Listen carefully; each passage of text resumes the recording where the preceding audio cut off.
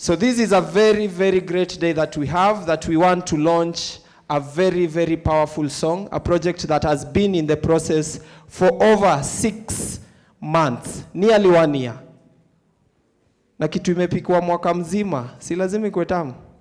Hata githeri na kuanga tu siku moja, Viva comrades, viva! Viva comrades, viva! So we want to start with our national prayer, which of course is our national anthem. So I will ask each one of you to stand up so that we give thanks to this great day. Karibu. Traveling theater, join us.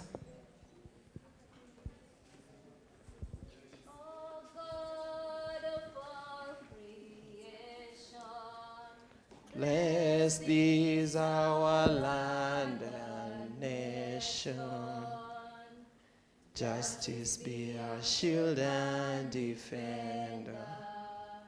May we dwell in unity, peace and liberty. Plenty be found within our borders. Asanteni sana. We always have a song that is a struggle anthem. Now I'll ask you again, poleni mmeka. We stand up for wimbo wa mapambano. Wimbo wa mapambano.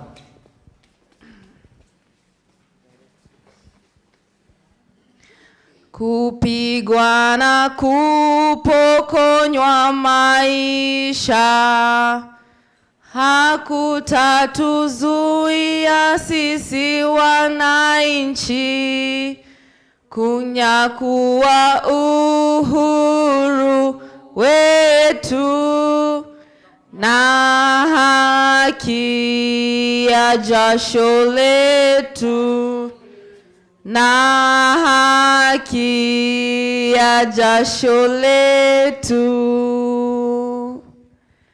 Tumekataa kupiga magoti mbele ya hawa wauaji. Bila shaka sisi pia ni watu, hali ya utumwa tumeikataa. Hali ya utumwa tumeikataa. Tutanyakuwa mashamba yetu, tupiganie uhuru wetu, tuikomboe elimu yetu, utamaduni na viwanda vyetu komboe.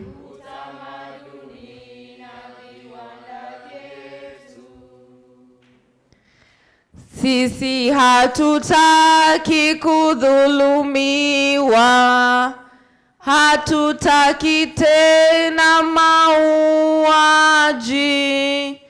Hili kupe tuliangushe, haki na uhuru zichanue. Haki na uhuru zichanue, na uhuru wetu. Uhuru wetu wa Kenya tupiganie, na maisha yetu. Maisha yetu wa Kenya tupiganie, na katiba yetu. Katiba yetu wa Kenya tutekeleze, na vijana wetu. Vijana wetu wa Kenya tuwatetee, na wamama wetu. Wamama wetu wa Kenya, tuwatetee watetezi wetu. Watetezi wetu wa Kenya, tuwakumbuke. Oleyo, oleyo. Asanteni sana. Give them a clap. That is the Social Justice Traveling Theatre that has given us that song. The power of song is to connect and bring us together, and also just to uplift us. Saa zingine unafeel uko down, lakini there is a connection between our songs and what we do and what we say. So this is a very, very wonderful day that we are all gathered here to, of course, launch something that has been in the process for the longest time. And this is UWAGA. UWAGA is a song that basically speaks against police brutality and gives power to the people, and of course also brings people together for unity. Tuko kwa ile season ya siasa, and I know we are very, very polarized. Kuna watu wanasema sisi tuko Azimio, wengine wako Kenya Kwanza, wengine wako kwa chama zingine, but that is not the end of the journey for us as people. This is just a juncture that we must make the right decision and of course stand for what we believe in. But mara mingi utapata tumegawanyana. The core of that is because as people we have issues, we have problems. Problems that can only be sorted by our leaders and of course us taking the lead. So now we've decided that with whatever we have, whichever way we can do it, we must bring change. And as artists, my name is Javan, also known as Javan the Poet, we use arts to speak, to change, to speak our arts. The song that will be launched today, known as UWAGA, is a song that has been done by very, very powerful artists from all over Nairobi. One of them being Juliani. Juliani is the founder of Dandora Hip Hop City. And I know, nyinyi wote mnajua Juliani. Nani ajui Juliani? None. Very good. The journey that Juliani has been part of and is still part of is that we must use arts as a tool to bring people together to stand for change. Juliani is one that also played a very key role in mentoring artists within this project so that they know the journey that they are living is not something new. It's something that someone and everyone can do only if you decide to. So we have Juliani, we have Mogurenes. Mogurenes is a very, very powerful singer from Dandora. You will see her. We have Anthem Republic, a very, very powerful, prolific poet from Mathare, and also the co-founder of Sana Center. In that same song, we have Abu Dhabi Tembekali. Abu Dhabi Tembekali is a poet, rapper from Dandora, who is also a member of Dandora Hip Hop City. And also in that song, we have Flawless Konya, a member of Mathare Empire, and also a rapper who uses his art to stand up for what he believes in. In this particular point, I just want us to welcome Ann Gitonga to officially atufungulie hii sherehe. Can we put our hands together for Ann Gitonga?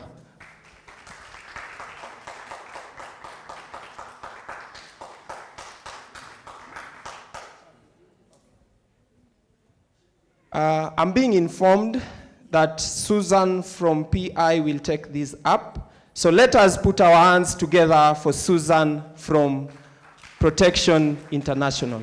Karibu sana. Tumpigie makofi ya nguvu. Welcome.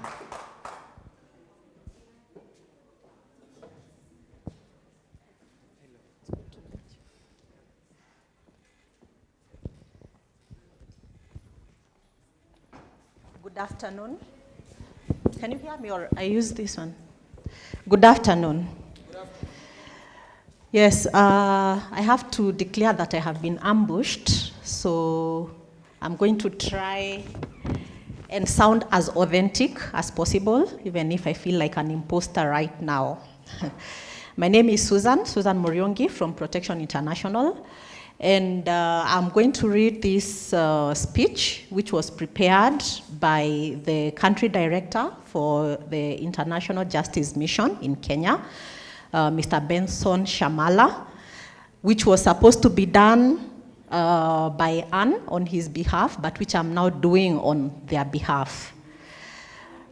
Distinguished ladies and gentlemen, all protocols observed, it gives me great pleasure to stand before you today to introduce the Missing Voices Coalition on this occasion for the launch of the song, Si Hivyo UWAGA, by this group of young, energetic, and passionate defenders of justice, activists, as we famously call them. Missing Voices is a consortium of 16 national and international organizations who document and highlight cases of police killings and enforced disappearances in Kenya with the aim of seeking justice for the victims and promoting a more accountable police service. Since its inception in August 2018, Missing Voices has documented and verified data on police killings and enforced disappearances and held several campaigns to disseminate its research while pushing the general public to report incidents of police misconduct.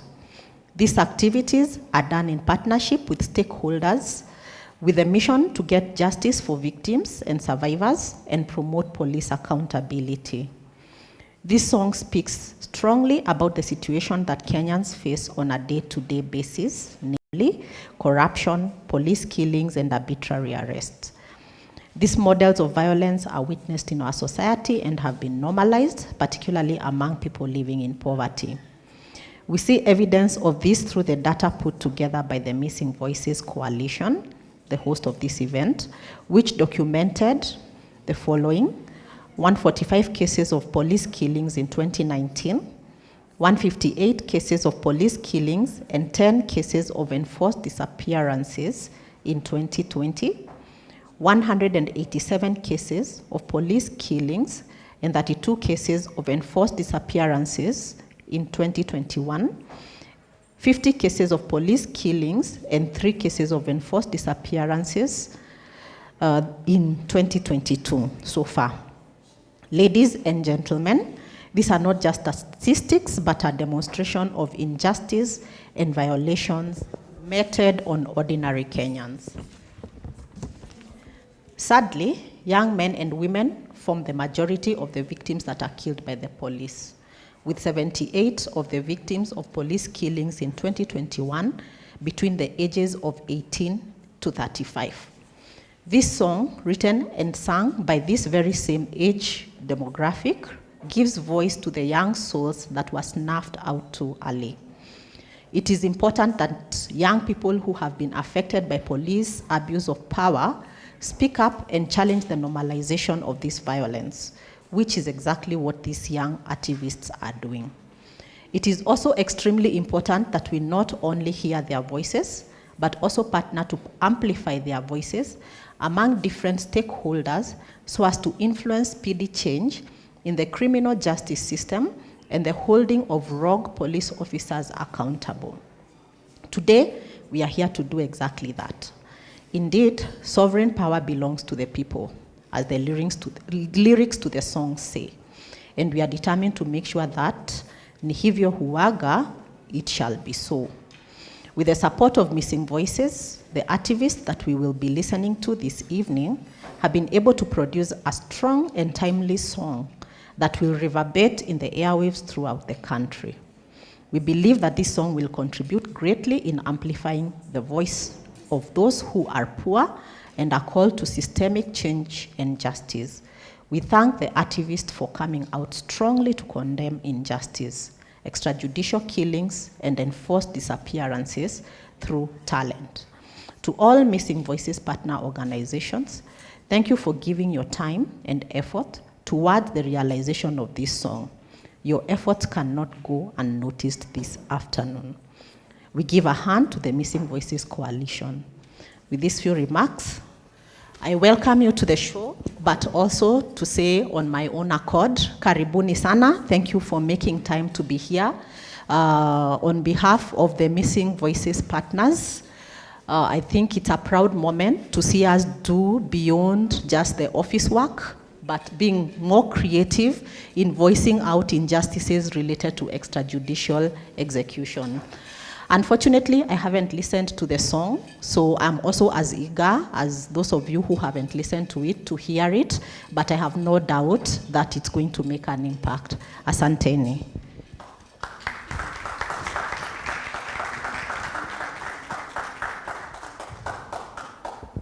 Tumpigie makofi tena. Isn't that a wonderful speech? A very powerful one. We have our sign language. This is to cater for, of course, wale wanahitaji kama hii. But as of now, I want to welcome the Social Justice Traveling Theatre. Tuwapigie makofi wakija. Karibuni.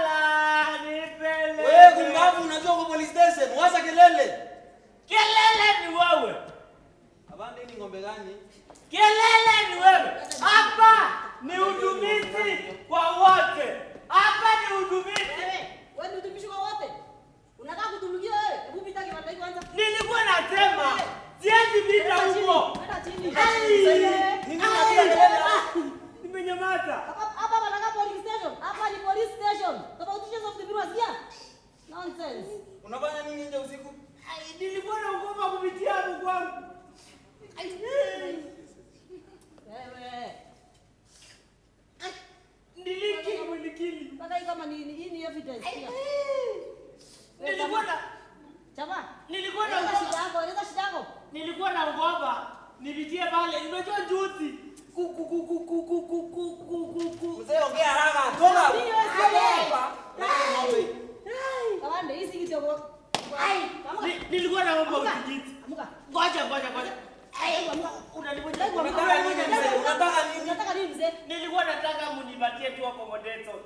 Nilikuwa naomba kupita. Twende mbele ya mwenyewe. Mbona pesa kulala huku? Isa hii nonsense. Usinibishe hapo. Na uache kelele hapo wewe. Gumbavu huja hapa hata nitengeneze hii mchinga hii. Baba usinibishe hapo. Unaniminya. Unaniua bade. Abade nipo. Nimekuangalia. So unafilaje? Wako country yenye maboys walienda recruitment za makarao alafu wakaambiwa kuna shida ya macho. After kutembea station wakapata afande amepiga miwani. Niambieni kazi maboys walifungua macho na mtu akatoza macho. Unafilaje?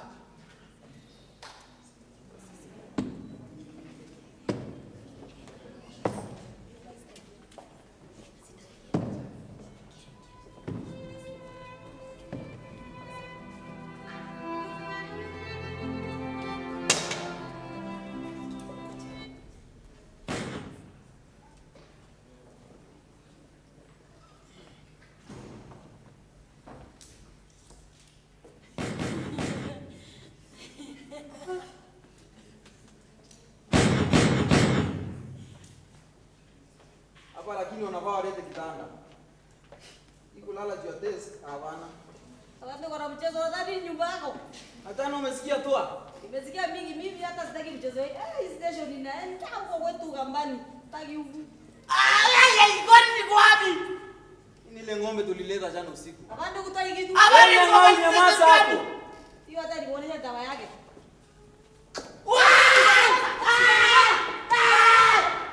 Nivo. Hata nikuonyesha tu. Karibu kunyosha show. Usinitokee hapo Abande. Yule ndiye family. Abande. Unanyamaza? Nimenyamaza. Sasa hii hata inakaa kusalisha team destroy my family. Hii ng'ombe unavaa hata iegeleo itoe hata kama ni 500. Hii mchinga hii. Hata kujaribu pia kuniasimu nipatie pesa ya njano. Abande. Unajua jana tu gogota hata kitu yoyote. Abande. Nipe pesa ya njano ama nitamwambia. Unajua vizuri OCS kidogo lazima akule hata hiyo kidogo. Hata kunirukisha na mambo ya OCS. Abande.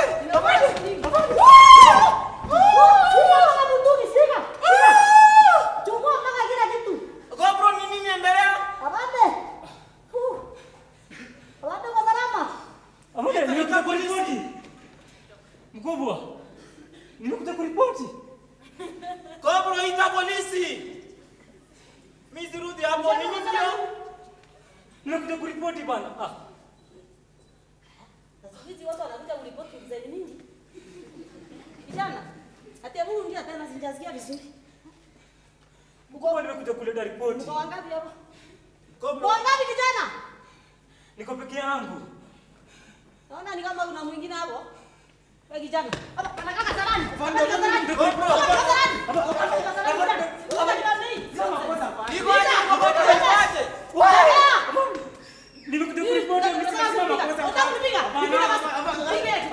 Nimekuja kuripoti. Nimekuja kuripoti. Abande ni ng'ombe moja hii. Ni ng'ombe moja hii naleta mchezo hapa. Karibu akusitue mpaka ukufe. Wewe kumbavu. Unastua nani? Unastua nani? Unastua nani?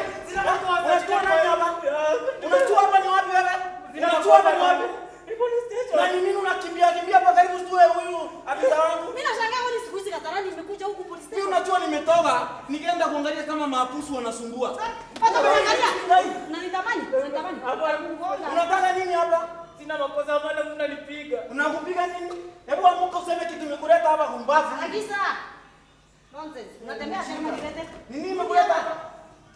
Kicha nafanya haraka nini? Nini nimekuleta hapa? Ongea haraka. Amuka.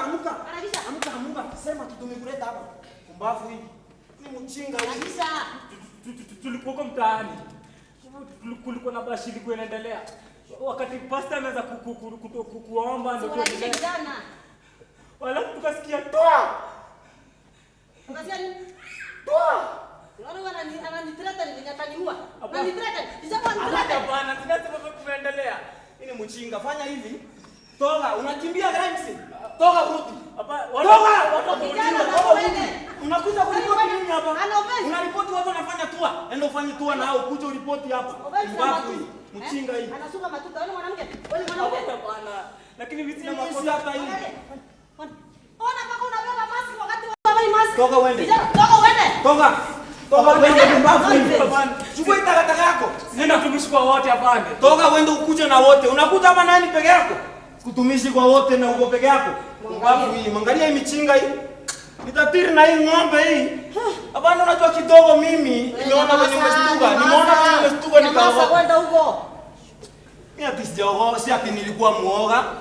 Hakuna, nilikuwa nimeendea. Nimeona hata mende za huko zilikuwa zinakuja unatoroka. Ande. Hata tuende basi nini patrol kidogo. Nataka tuende patrol. Tuende patrol. Una hakika?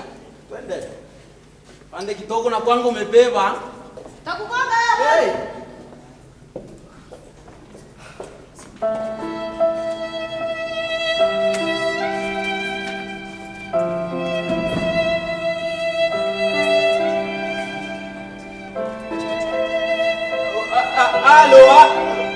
Kiongozi.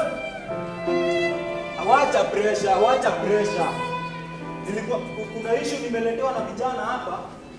Hapana kiongozi, sikuwa na pressure. Mimi natatua hii tatizo sasa hivi. Alafu tunafunga shughuli. Leo wanakulipa doo yetu. Leo unalipa pesa yako. Baba yako lazima. Leo tunalipa na doo yetu. Wewe vijana. Vijana tulieni. Wewe ni chairman ama wewe ni kiongozi? Mimi ndio chair wa hiki kikosi. Wewe ndio chair wa hiyo kikosi. Wewe ni nani? Mimi ndio chair. Sasa shida ni gani nyinyi? Shida ni hapa sisi ni magalchai. Tuna collecting garbage tunapoa doza garbage sisi wote. Na manyumba ni 6. Tukasema sisi tuchukue 3 au achukue 3. Sasa hivi wanachukua pesa zote wanataka sisi tufanye na hiyo ndio mboka yetu. Shida yenu ni gani? Ama dem, ndio nimewakutisha form. Kwa tu mademu wa Facebook. Wewe ndio mwalaka kijiji. Sasa hiyo unajifanya kujua ndio kuchukua mradi. Fanyeni hiyo ni muingie kwa chama yetu ni wapange. Fanya hivi. Si mko groups mbili? Hii kijiji iko na koti ngapi? Hapana, 12. Tutafanya hivi. Kila court inakuwa na group ngapi? Kila court Cheki kwa hivi. Mabeta. Wacha nini na everything is important. Kwa hivi. Cheki. Wapi usikanipigane nikiongea ama ungeingia. Kama utaingia brother. Ona. Nawaambia ile kugonga ni uingie. Sisi hapa tuko shughuli ya maana. Sema acha niwaambie. Nawaambia hivi. Brian kama. Cheki bana. Brian wakina kama.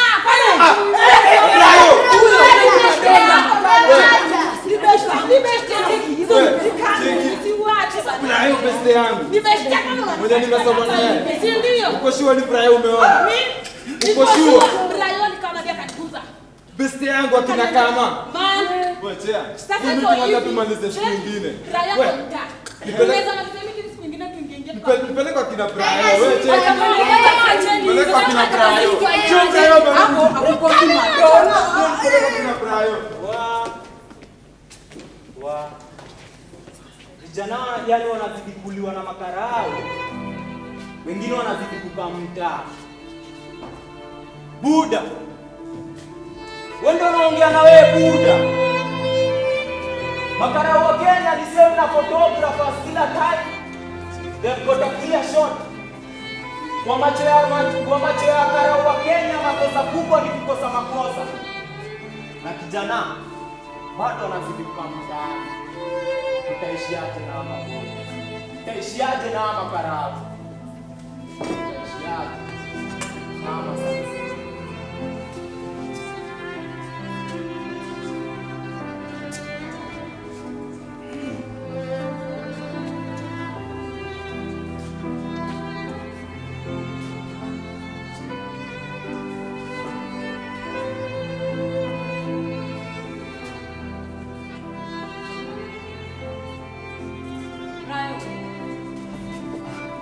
Mom, hi. So cold. Wow, I really missed you. But what uko nje? Mbona hujaingia? Nilikuwa niingie but Mommy, I'm just worried. Yaani umefika saa hii and you're already worried. What do you mean you're worried about what? Mom, like nothing has changed. Ebu just look around. Nothing has changed. It's been 5 years since I went abroad from the studies. Nimerudi like najua nikikam nitapata change fulani but I ain't seen nothing yet. But there is change, my son. When you do what you change, but there is change. Change for the worst. Things have changed. Unajaribu kumaanisha nini? Hata before nikwambie hiyo story, I am begging you, Brian. I am begging you, please. Nyoa hizi nywele. Aki please shave. Shave. Mom, hair. Si nywele tu, kwani shida ni gani? This is not a hairstyle. Geto kukuwa na dread si hairstyle. Utakuwa target ya makarao. What am I supposed to do? Unajaribu kumaanisha nini? You are my only son.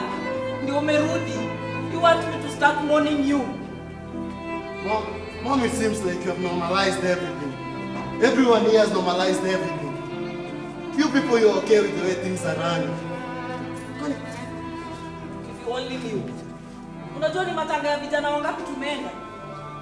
Unajua saa hii kwa hii community kijana kuzaliwa na kulelewa ghetto hatia. My son, please. I am begging you. Hata crown usitembee nayo. Okay, mom, whatever, but also it's like this place needs some change. Who is going to bring the change? The community hata hawaelewi that vijana wao kumadwa. It is not a right. We are not yet woke as a people. No, I think we'll continue with that dialogue. You have to promise me first to shave this hair. Please shave. I do not want you to be a target. I'll think about it. Then can you at least come in and have food? Okay, I'll be with you in a second. And maybe mom, if you don't mind, soon as I say dear bag kiasi. Then think about it. Okay, I'll Think about about it. it. I'll think about it. Me, I cannot afford to lose you. I can't. By the way, siwezi.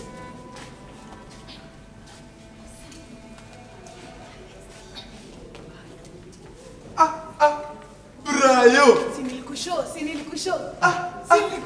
Mato! Mato! Mighty!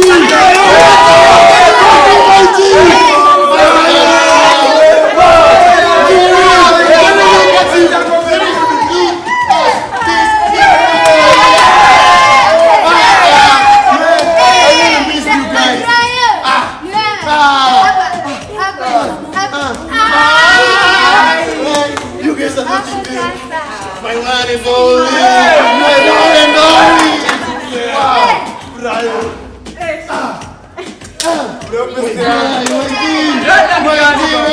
Man, you're looking good, man. Are you looking fine? Wow.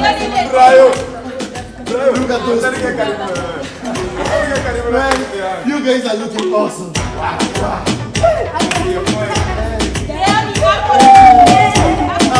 Excuse guys, I mean it, guys.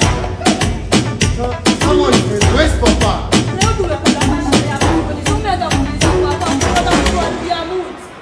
What do you mean why am I asking for Papa? Mato, what happened to Papa? Brayo, unajua venye ulienda life ilikuja ikakuwa ngumu sana. Ghetto life ilikuja ikakuwa ngumu, alafu serikali ikatoa sanse. Unajua ghetto hiyo ndio chakula ya sanse. Hakuna siku moja Papa alienda job tukaa kawaida, hakurudi. Baadaye tukapata ripoti Papa amematwa na masanse. Lakini manze, leo si story ya Papa, leo ni story ya Brayo. Hiyo story manze tunaweza malizia hapo. Tusieni Tuko njabla tutolepo. Ndio umekama. Mato, I think we need to talk with you later. But how are you guys doing? Also, you guys are looking awesome, man. You guys are looking beautiful. Look at your faces. Atufanya hivi. Mimi kuna kitu inanikatizia hapa. Wewe buda, hii sijui kujishika mapua, what are you thinking ni nini buda? Are you guys so serious? Seriously, guys, you don't even understand my English. Guys, are you serious? Tunaelewa. Tunajua huko ni wapi. Nini mzae? Sijui yote. You want to have a fun?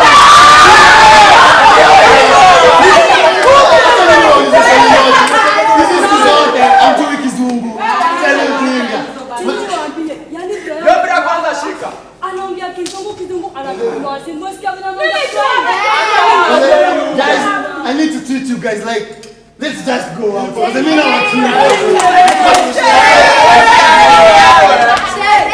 Kama na sherehe zake sijui kujishika mapua, sijui yo Brayo. Buda, ngoso ni nene. Awa.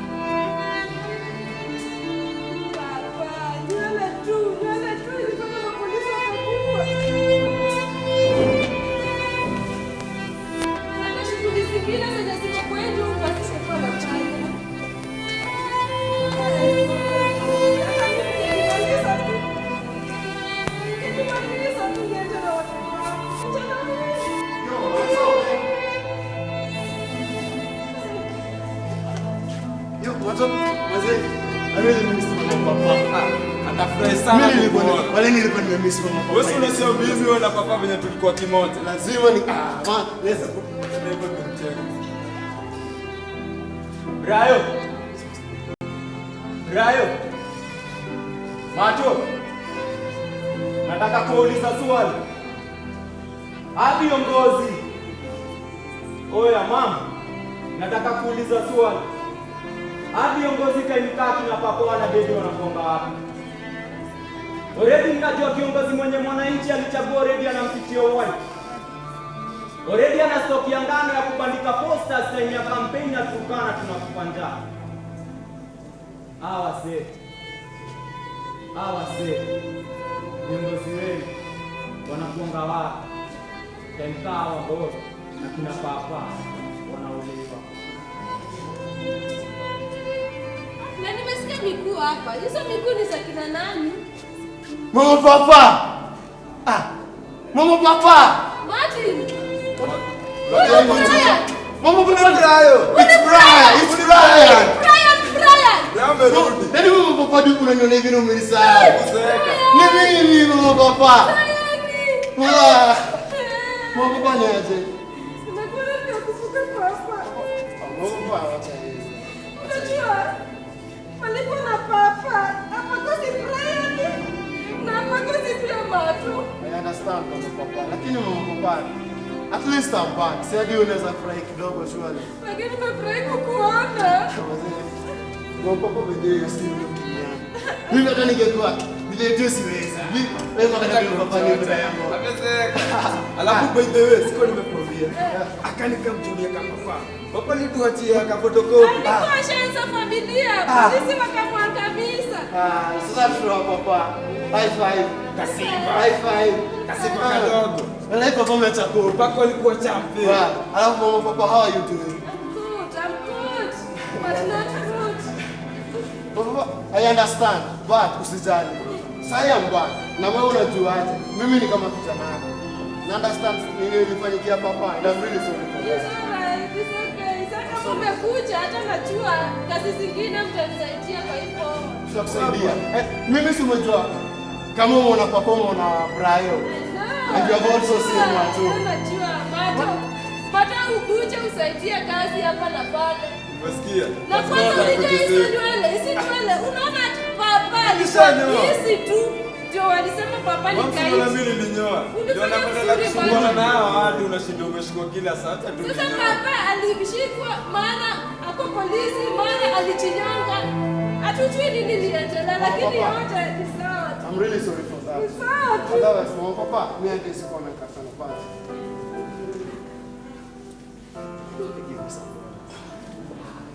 Mama papa, I was supposed to give you something, but it seems we can't miss out. But I promise I'll be back. Nitakutafuta sawa. Acha sitoke kidogo. Please tutakutana mtaa. Lakini ubarikiwe kabisa. Na musikawie, unachua hii mtaa penye ni paya. Na kisha tu round kidogo na Usikae nje usiku. Usikae nje usiku. Na unyoe si nywele. Haya. Ushinde salama mama papa. Mtashinda vizuri sana. Mtashinda vizuri.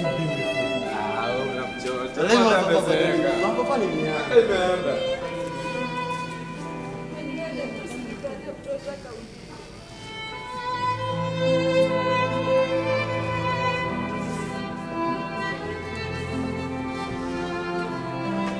Ate nilikuwa na mwenzi wangu. Tulibenana kama nyama choma. Hapo tu. Yeah. Hapo tu. Uhuru Gardens tuko jaba, wengine wako miti. Zetu ni majama, zenu pikipiki. Leo tunaenda kanan, beba zigi mingi. Hakuna mamadam, beba sidi mingi. Ni mimi hapo back left, paparazzi. Wanifanya ngumu kufanya usherati. Nakumbuka kabla nifuge manati, nilikuwa na wakunywa nile koloni ya Versace. Squeeze a backseat, ilikuwa love seat. Smooth na manual unafikiria ni automatic. Tint kwa window muadhara ndo hatutaki. Hapa perfection tunaifanya bila practice. Mbele naona success, nafunga hat-trick. Mi ndo the chef kwa hicho itisha happy. Tangu tuingie kwa hii mchezo si ndo heartbeat. Nairobi City tunairan kama athlete. Just usijali. hatukujaji. Hapo Unaona kwetu babu yangu alikuwa dansa. Babu yangu alikuwa dansa. Alafu nikwambia acha. Jana ulisikia matoa. Nilikwambia mimi naenda huko Ukambani. Hata nikwambie hata mimi nataka nitoe hiyo eti. Mimi huko sirudi. Utarudi. Wacha nikwambie ule OCS ni mchinga na mimi atanitoa pale apenda sipende. Atanitoa.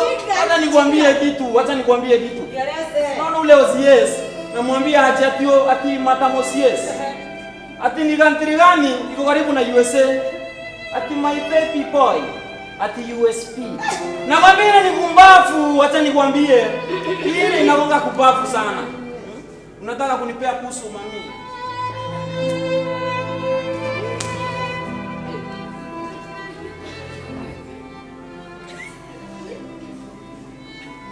Mko hapa ni kuhusu tu mnapeana, lakini kazi hamfanyi. Na mbona mko patrol? Ndio nimerudi madam. Iko wapi currency book? Ndio currency. Hata mnachona ni chapa ya ukweli.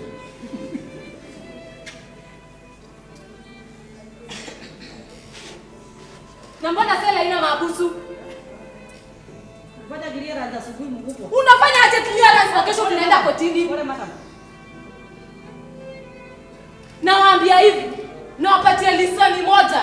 Lisani moja. Hata msunachua vizuri. Lisasi moja iwe zitosha. Nimesema lisani moja. Lisani ni nini madam? Nimesema na kupatia 1 hour. Mjaze hii sel na nini? Mabusu. Tunaelewana? Yes madam. Na nawaambia, ukienda upate kijana ako na rasta, beba yeye. Wewe uko na makosa ama ana? Umesikia?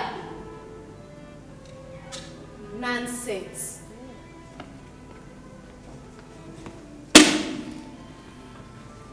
Isi muogopani.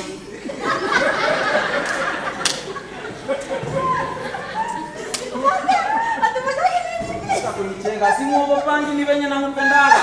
Umepigwa kofi moja nikasema Mungu. Ni venye napendaga madam. Bwana. Lakini siku moja mimi nitamuoa atachua tu.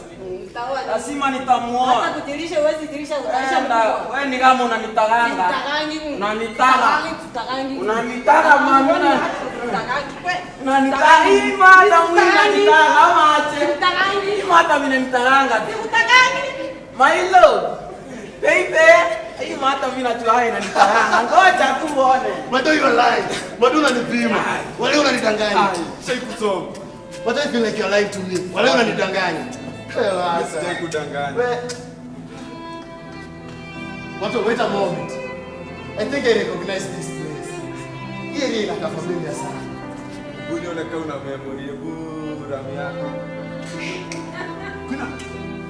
There is this guy. Amina walikuwa na hoteli somewhere here. Ndio Unakosa kusema. Wewe hata. Mimi ni mgol man. I had to move on. Kuna kamla. Mbona kuna kaa hivi? Sasa kwa hiyo wako kwanza kitu ya kwanza ni lete. Kitu ya pili, kuna big fish alikuja kama New Island yote. Hapo kaleta bulldozer akapigwa eviction. Kila mtu Big fish as in what are you trying to do? sio tuanze wapigiwa big wenye wako na pesa na maloya wakubwa na mazuri. Now what happened to those people when walikuwa nakaa hapa after kubomolewa? So, wengine walienda Ocha, wengine wamekomboa. Unajisota? Sisi hata mtu wa stress ni Ayo, nenya kinaonyesha kubomolewa. yote. Like seriously, watu wanasababisha. Yote nakwambia hii area yote ilibomolewa. Hakuna mtu. Na maboy wana kazi.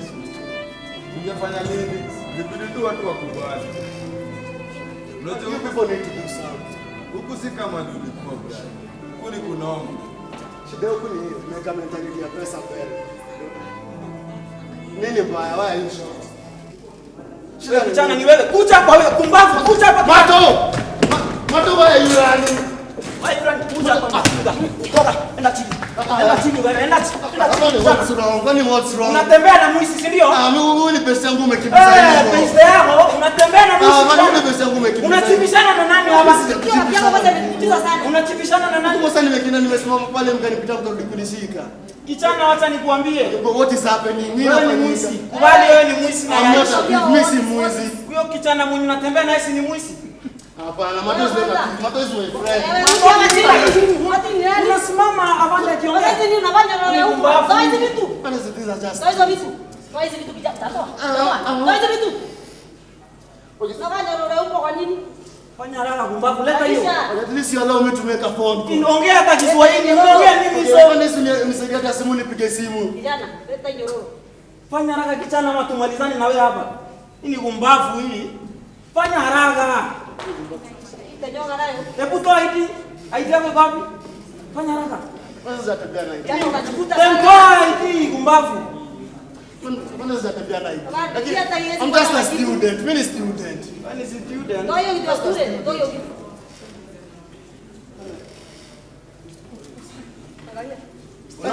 Student. Hapana, acha nikukumbushe kitu. Unakumbuka ile ID tulipata pale chini, pale kwa crime scene? Si ni ya huyu ndio ilianguka. Ulipoteza wapi ID? Ulipoteza wapi ID kijana? Sipoteza ndio mwizi. Hapana, mimi nimeland jana, hata sijakuwa huko. Land nini?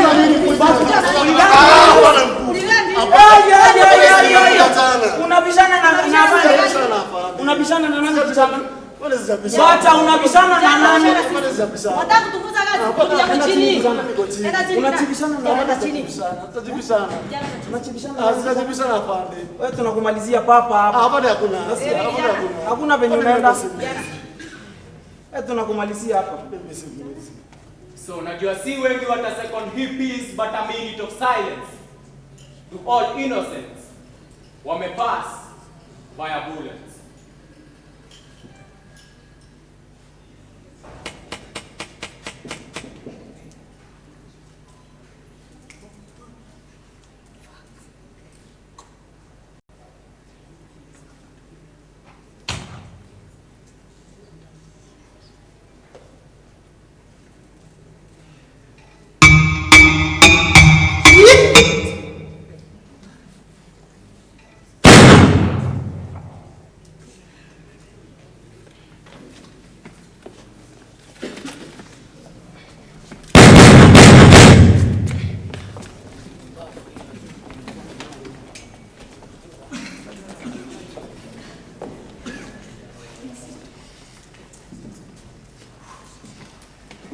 Fala mjanja. Mwalimu kwa class alisema that mkono refu. Mzazi wao akasema serikali iko na mkono refu. Na kiande anafaa kusaidia kushika mwili. Swali. Morning na evening zote zishakuwa wewe. Ndio kuamtasha wika already na polisi fulani amekuwa trigger ametoka. Kama yule bwana akasheba lia wana mandugu watoka nitoke moja akiondolewa natoka. Wa streets tembea kila maili saba uone vile lemo wamejaa Dandora na keto zetu. Upronounce letters A, K na kamna pain na tunga hiflana, but hii hood imeingiza baridi. Maboys base wameenda Excel more than 47 wamepass. Boya bullet, native si Kenya tunaishi kwa mkopo. Bill of crisis kamfulani. Boy wageto wamenyimwa haki, Human Rights Commission na mkono ya nyoko armed. Boy geto limle sana mikono, polisi atatake his life na bado kwa koti watasema alikuwa armed. Ni cases ngapi? Tumepeleka koti defendant wetu amri akaambiwa poa, bado tunagather evidence. Maisana ise chungana na huyo karau akibeba site na nafasi kuliko twiga. Wametukosea respect every innocent bila cent. Wewe ni suspect every dema da cases wakima da kuokota hongo bila evidence ni evident arrest lazima. Sentence bila justice zinawapea parents koma no one anataka boycha because the sentence was pronounced. Death the right of passage, but at least this go from guns cause hata sisi hatuta entertain hizo sheleni guns tumioni kushoot corruption kuliko kuangamiza wa kids. Mmekuwa mabist kuliko KDF or sons mnapepeta kibol our wives miscarriage wanazigeta. Amani ni this plan heartbreaking. Maboys wameficha white mayelo kwa brain, wampotelea kwa bangi juu anajua it's only pain. Cure polisi hata kama kwa class ukushika kipu Ulisoma tu rada. The only time takudi grade 10 ni time bullet itaua innocent. Juu ni kama collectional centers zimejaa around people. Ndio maana kwa streets hakuna mzazi anaweza state house gun iko na uhuru. Cricket rights, social justice centers, traveling theater, silk-cast, negativity. Why is that? Yeah.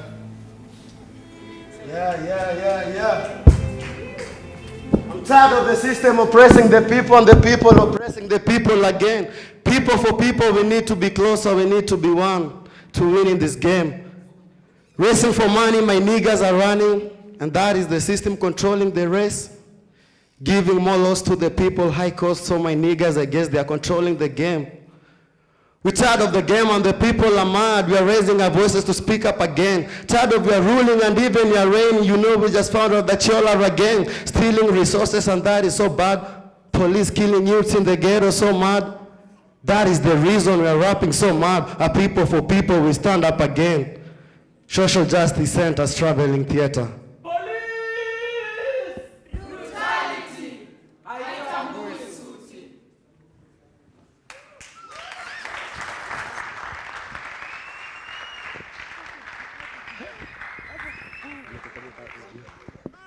Tuwapigieni tena makofi.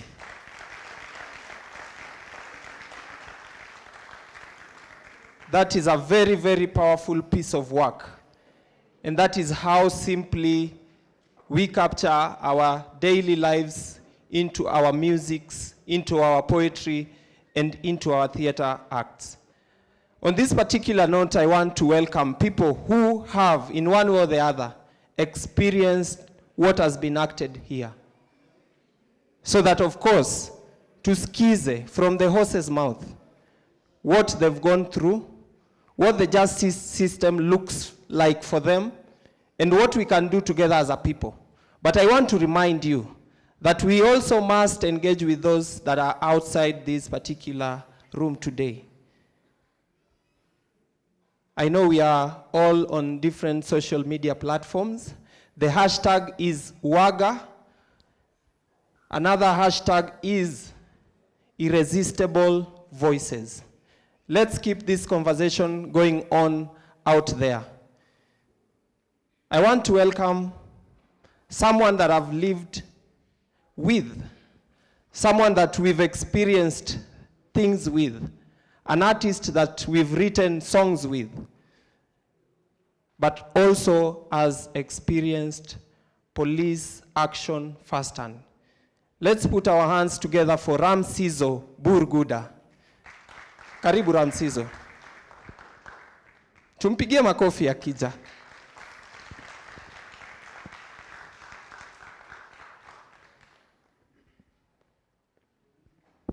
Shukran Javu. Okay, mambo vipi? Mambo vipi? Manze, mimi nashukuru sana kwa hiyo act. Ama vijana wa theater wametoa hapa hivi. That's a reality, that's the reality of our streets, manze. Unaona? So, considering the fact that we are talking about police brutality and the relationship between the police and the youth of Nairobi generally, the first time I encountered arrest, a serious arrest, sasa from the police, it was in 2007. And yeah, generally the tension was a bit high, post-election violence and all that. So, tuko around hivi kiasi with my friends, walking around the streets kiasi.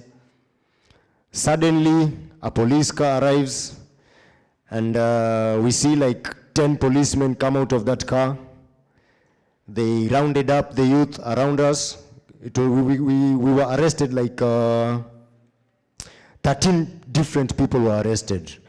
We don't know each other. We were all bundled up together, and we were all given the same crime, and we were all taken to industrial area correctional facility. So at that time I was still young. I was just out of school. So nilikuwa young bado.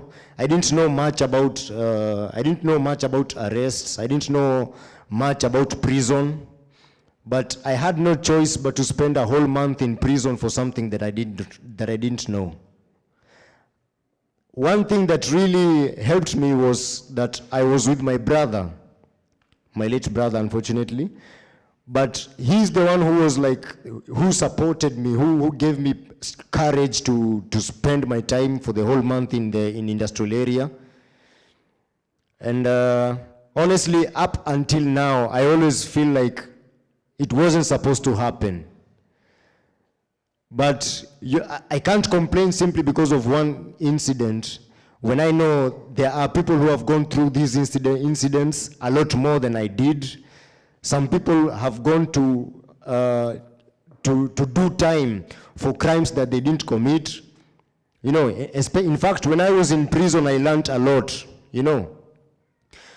I learned a lot, and I realized that prison was not for the guilty alone. And there's a very high likelihood that there's a very large number of innocent people in prison. A very high number. This is a reality that is hard to even conceive, In prison, I came to realize that if you don't know how to communicate with the police in a language that they understand, you'll just have to suffer, and nobody cares. When you are in prison, literally, nobody cares, So as we are talking about the things that are happening in the streets, let's also not forget that in prisons there are a lot of people who are doing time, who are serving time for crimes that they did not commit. They were arrested for no good reason, but just because they couldn't speak a language that the police understand, or a language that the police love to communicate, they had to serve, And that wasn't the only time that I have encountered unnecessary police arrests. It has happened numerously, especially in Dandora and any other informal settlement. Dandora, Mathare, Kayole, Kiamaiko. These places for someone to be young, for a youth, it's very difficult to cope in this environment, because we are always a target by the police. We are always a target.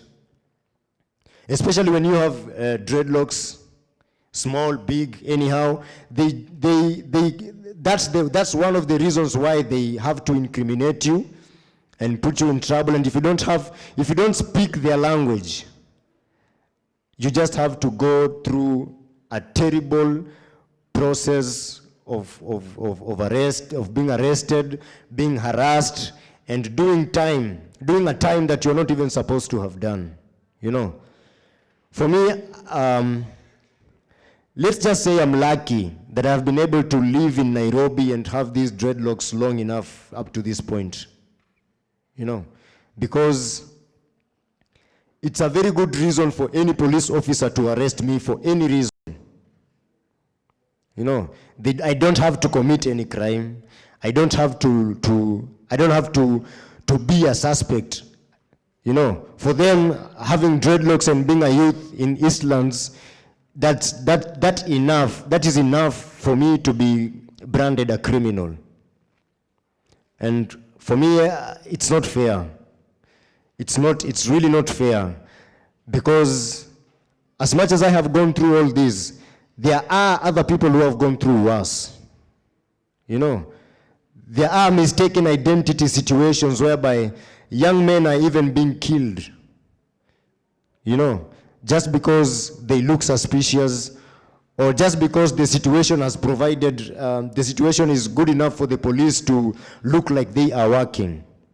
In the streets, robberies happen. Yes, we agree there are robberies, things that we don't condone, things that we do not support.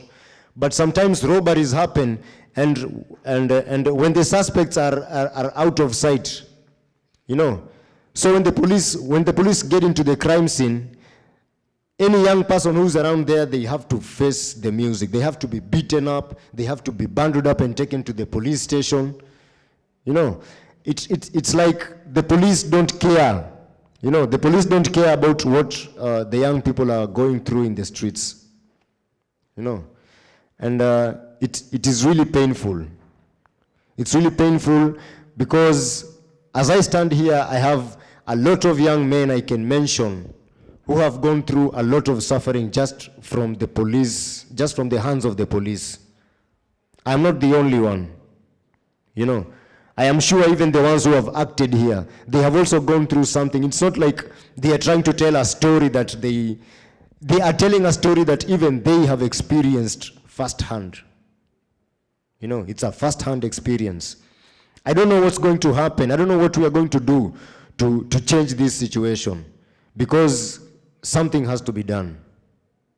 And it's really serious because let's not even talk more about the people who are outside.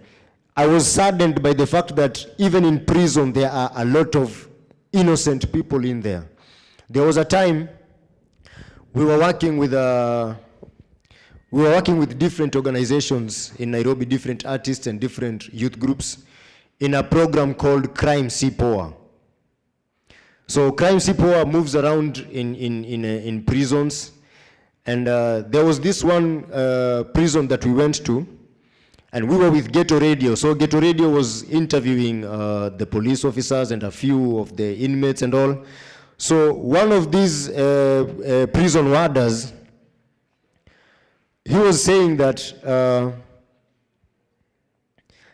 in the prison that he is managing, there's more than 50% of innocent people who are doing time for crimes that they did not commit, for crimes that they did not even know how they happened, for crimes that they don't know who the culprits are.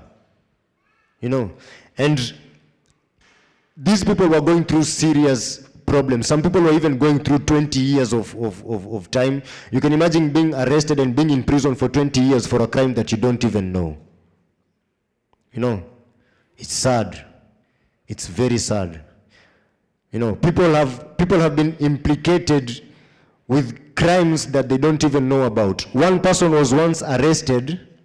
He was drunk, and as he was going home, he passed in a place whereby someone was killed, you know, and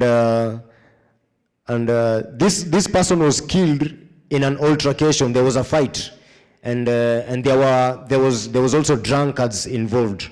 So just because this guy passed there and he was drunk, that was reason for him to be arrested, and now he is doing time for something that he doesn't even know about. He doesn't know who was killed. He doesn't know who killed him. He doesn't know why they were killed. But now he is doing time. So I don't know who to blame. I don't know if it's the system, or I don't know if it's I just don't know who to blame. But there has to be something we need to do as a community, as a people. Every one of us, every different stakeholders of the community, we need to find a solution to this, because you can imagine someone spending 20 years in prison for something they haven't done. You know, you don't know what happened, why, how it happened, you know, what caused it to happen, and now you're in prison. You know, it's dangerous. So we need to do something. We need to start having this dialogue on a serious note. You know, we need to bring in more people who can be involved in changing this situation. You know, because this is a conversation that should not stop here. You know, we're not supposed to just spend time here, be entertained, and go back home and forget about this. We need to do something even after we have gone home. We need to find a solution for the young people in our streets. You know, we need to talk to the police. We need to tell them to be able, and I don't know why. I don't know why it happens that the young people are always the culprits. You know, every day, every time, you will always find that the police station has people inside there. In a police cell, it is very likely that the number of innocent people who have been arrested for no reason is way much bigger than the number of people who are, let's say, supposed to be there. You know? And if we don't do something about it, it's going to be terrible, because some of us are young parents, and I'd feel sad to watch my child go through what I just went through in Nairobi, simply because we didn't do anything. You know? It's really sad. So, as I'm standing here, I would really love us to come up with a solution. If it's about communicating with the police stations around the informal settlements, you know, we just have to find a solution. We need to change something, you know. I don't know if I have more to say. I'm happy to be here. I'm big up to the entertainers around. I know we're going to have a good time. But as much as we are going to have a good time, let's not forget that this is a story that we need to change. And it has to change. Thank you.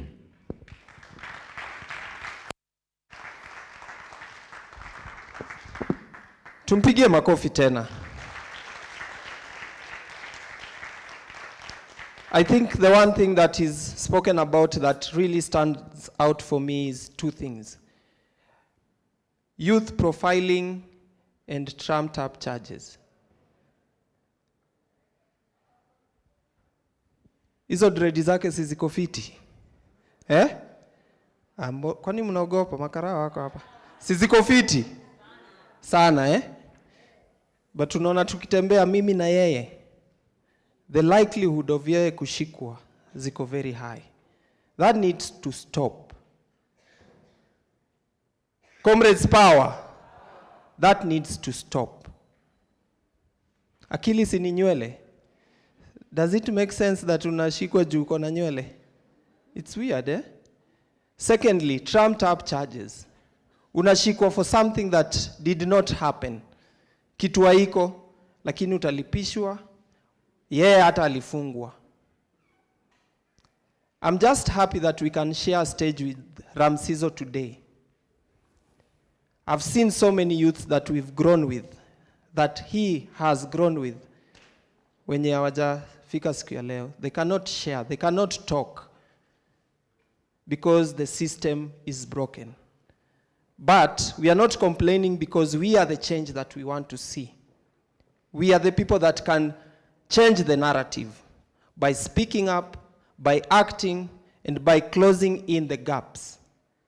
In this particular juncture, I want to welcome another powerful, prolific artist, but I want also to remind you, Ramsizo is a member of the Buruguda Nation Rap Group. Semeni hiyo jina, Buruguda. Buruguda. It's a very, very powerful group that also Abu Dhabi is part of. And the work that they do is very powerful. I want to welcome Shiki. Shiki is a very powerful poet and also a very powerful budding lawyer. She has also been in the space to influence the knowledge that we have as artists in the space of intellectual property laws and just knowing what is right. Kwa sababu, when I'm not in the right space, siwezi tetea mwingine. Ni kweli? As an artist, if my rights are not being taken care of course, the other people's rights are also in a limbo. Let's put our hands together for Shiki.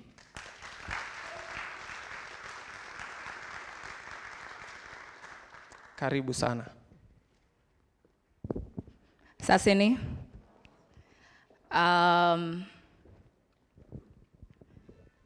So, for context, story I'm about to say it happened during 2017 elections. And just to give further context, for the longest part of my life, nimeishi Kibra, place flani inaitwa Olympic. So during 2017, the current government that iko sahi walikuwa najaribu kuingia the next term, na opposition at the time, they were also trying to be the sitting government. Na during campaigns were very intense pahali nilikuwa, because as that zone, tulikuwa tumeshaitwa zone ya the opposition. It was, you know, like when you tunajua east side, what I vote this way. It was like that. And nakumbuka siku ya the election day itself, the air around ilikuwa na so much excitement, kulikuwa na so much determination, pia kulikuwa na anxiety or tension to some extent, but si ile ya kupigana, because with elections in this country, you never really know how it's going to turn out.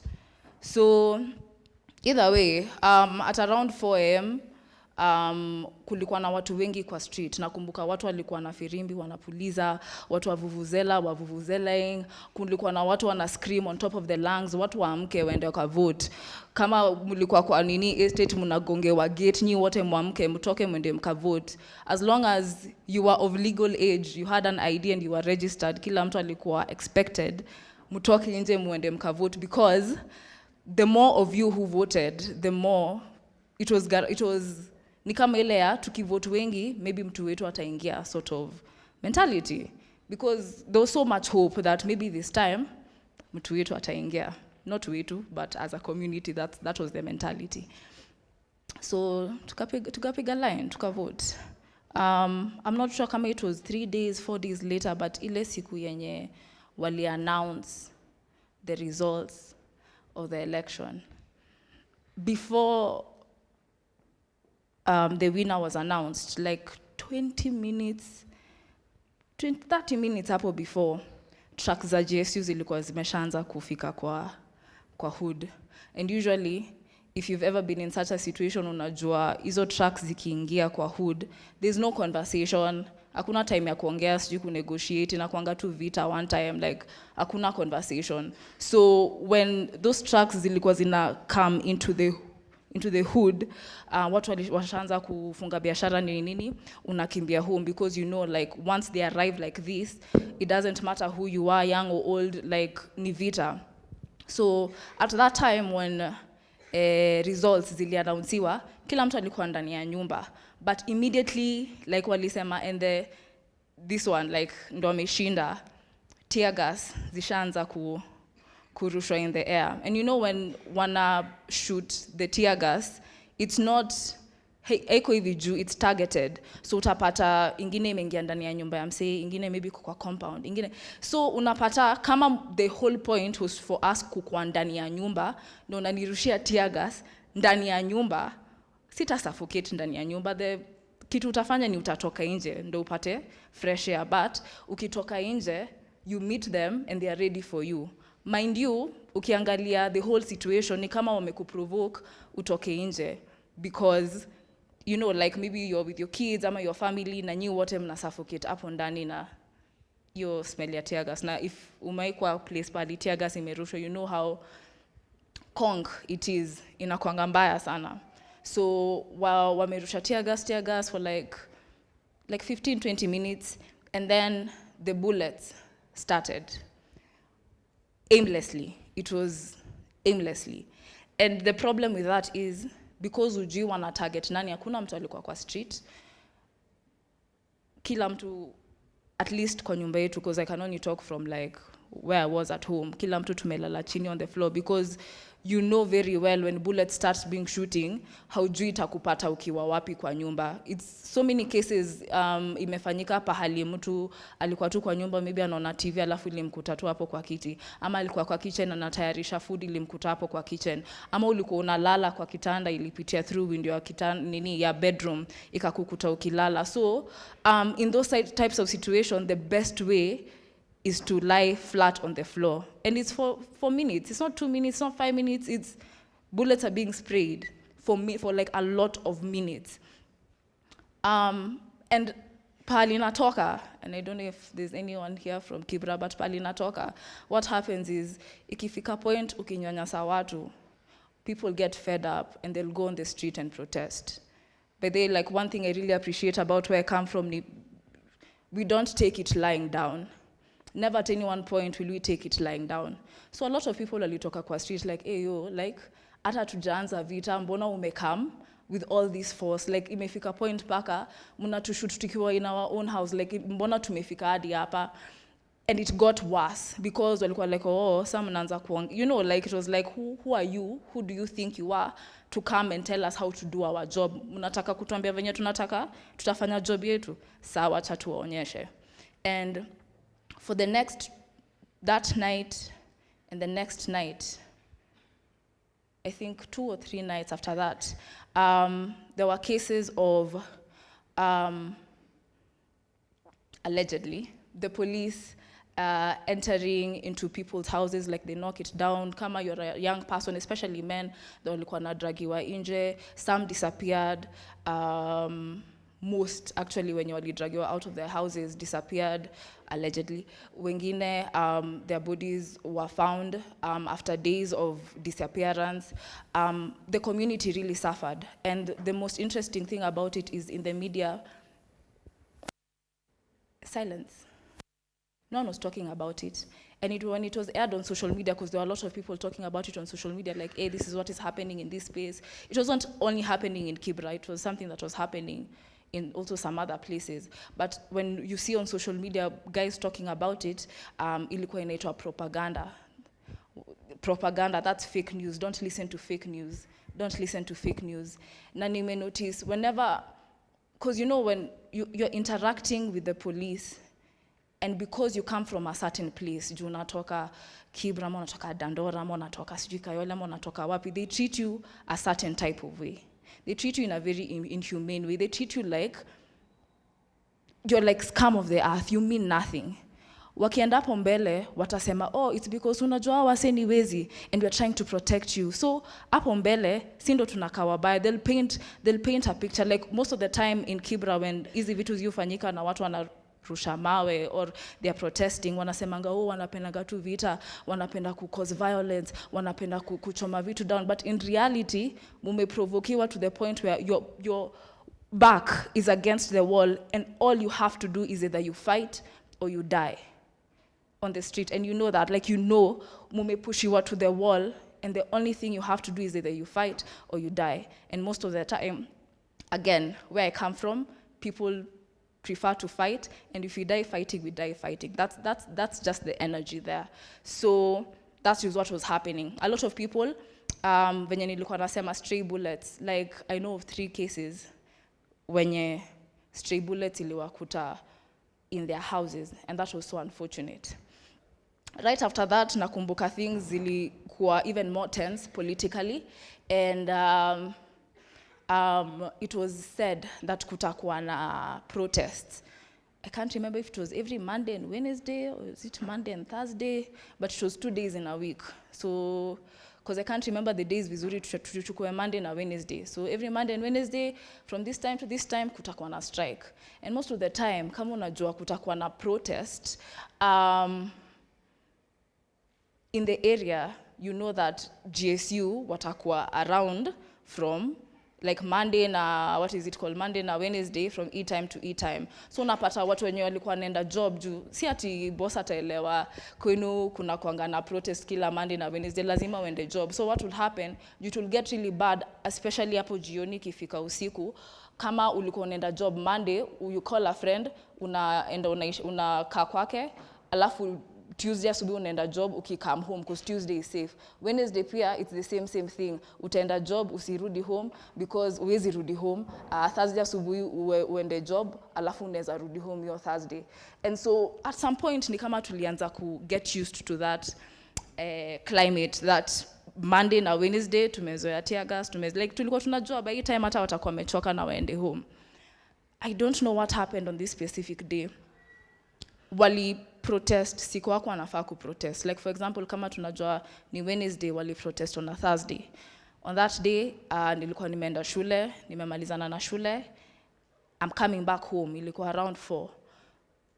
Nilikuwa ndani ya KBS. So tukifika, you can imagine maybe I'm coming to KNT, tumefika hapo mahali Daystar University. Tunaambiwa wewe kila mtu shukeni, hatutafika KNT. Tuko like mbona utufikishi KNT, like tumelipa ndo tufike KNT. Ako like hapana, tunasikia huko mbele ni kubaya, nyi wote mshukie hapa mnaweza tembea.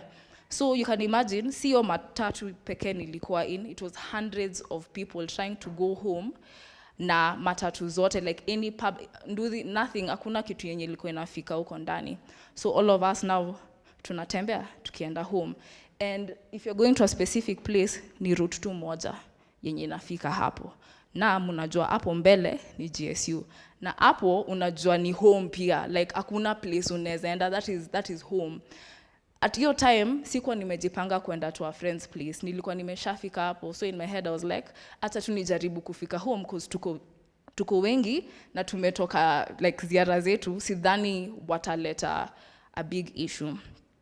The more tunakaribia, the more tunasikia the screams, tunasikia tear gas ikirushwa, like the gunshots, everything. It was very chaotic. And ikafika point because I think waliona watu wote wanakuja hivyo, it got even more chaos. So they got even more erratic in how they were conducting things. So with all that confusion and commotion, as I imagine almost like 50 to 100 people running in all different directions. Kila mtu ako confused, like women are screaming, children are crying, unajaribu kujificha chini ya gari, like wherever unaweza jificha, whatever spot unafeel unaweza jifinyilia usionekane, like hapo ndo pali unajieka. And it happened for like 1 hour. So I think some people waliweza kuafikia kwa like, hey, by the way, commotion, so many people, innocent people, wamejipata in this place, na most of us tulikuwa tu tumetoka ziara zetu, tunajaribu kufika home. So they agreed, after like 1 hour, 1.5 hours, wali agree that sawa tutawacha mfike home, but nyi wote munapiga line, mkono juu, mkijog. So basically itaka kitu kama hii, like mkono juu, mkifanya hivi, mkienda hadi kwenu. Your time, the woman who was next to me, alikuwa, your time saa tulikuwa tunakimbia, alikuwa ameanguka chini, so mguu yake ilikuwa imeumia and she was limping. Na alikuwa anahitaji usaidizi, so nimemekelea mkono hapo nikimsaidia kupanda hiyo mlima tukienda home. Of course nikiwa kwa hiyo situation, mkono yangu haiwezi kuwa juu because I was helping this woman try to get to her place. We were living in the same area. So nikimsaidia, one of the, cause JSU venye walikuwa wamejiline up, because we are all in a straight line going to wherever you're going. Wako hapo hivyo zigzag mpaka pali uko juu, like walikuwa wengi. So the first person mwenye aliniona, like the GSU guy, ali notice, nalikuwa naona nasaidia this woman, but kwake I was being defiant. I was nilikuwa najifanya kichwa ngumu, sitaki kuinua mkono. So the first thing he did was alinichapa with those big sticks of theirs, akanichapa. The next person venye aliona hivyo akanichapa kwa like, mbona inui mkono madama, unajua wewe ni kichwa ngumu. So unajua ukipita unachapa mpaka unafika hapo mbele. Ule mwenye alikuwa hapo mbele kabisa, because now I was making a turn, hapo ndo pali sasa naingia nikienda home, akaona umefika sawa. So I was frog marched mpaka close to where I live. For those who don't know what frog marching is, kama unakumbuka shule, punishment ulikuwa unaweka mkono hapo, unashika your ears, and then either you walk ama unakaa in that position for a while. So imagine having to walk in that position for like a long distance till you get home. So that's what happened. And I'll admit this, that yes, nilichapwa, but it wasn't the most brutal I've seen around. I was hurt. My mom alinishughulikia nini maji moto, whatever. But in that instance, nilikuwa najiuliza, what if all those people wenye walikuwa nyuma yangu na mbele yangu hawakuwa around? Maybe ingekuwa worse, I don't know. Because I genuinely think in that moment what saved me was that there were so many people around. Tulikuwa watu wengi sana trying to go home. There were many people around. And the more I keep on thinking about, especially e-time ya elections and how saa zingine kuna kuanga na tension in different communities depending on where you're coming from. There are many stories that don't get told about police brutality in these communities. No one seems to care about the plight of the people who are going through these things. So many women have lost their husbands. So many people have lost their daughters, have lost their sons, have lost their friends. They may happen in so many different ways. History yangu nasema in context of elections and what happens during elections kwa your community. But police brutality ina extend beyond that. Every day, every time, you're targeted simply because you exist in that space. Tunaweza sema ni dredi, si wote tukidecide kukata dredi watatafuta reason nyingine. So si dredi ndo wananini, but watasema juu tutatarget watu wa dredi ndio wanajulikana kufanya hivi. Si wote tukidecide kukata dredi watasema tu ni kitu ingine, watu warefu basi ama watu wenye So at the end of the day, I am so grateful to be standing here kuongea about these issues because they are very real in our communities, very, very real. So many people have gone through this and it's painful. It's painful. If you have lost someone, you know how painful it is. If you've been in that space pahali umeangamizwa for nothing, for no reason, you know how painful it is. And the worst part about it and how they thrive is knowing that you also don't have people who can back you up. So standing here and seeing that kuna project kama hii yenye ina talk about police brutality, ina talk about extrajudicial killings, especially in marginalized communities, is very, very much refreshing because together we are more powerful than mimi peke yangu nikisimama hivi and trying to be a voice for my people or even for myself. So everyone who's seated here in whatever capacity you are here as an artist, as a community leader, or even just as a community member, whatever capacity you're in, I just want to thank you for being here because every single day we should talk about the injustices that happen in our community. Thank you.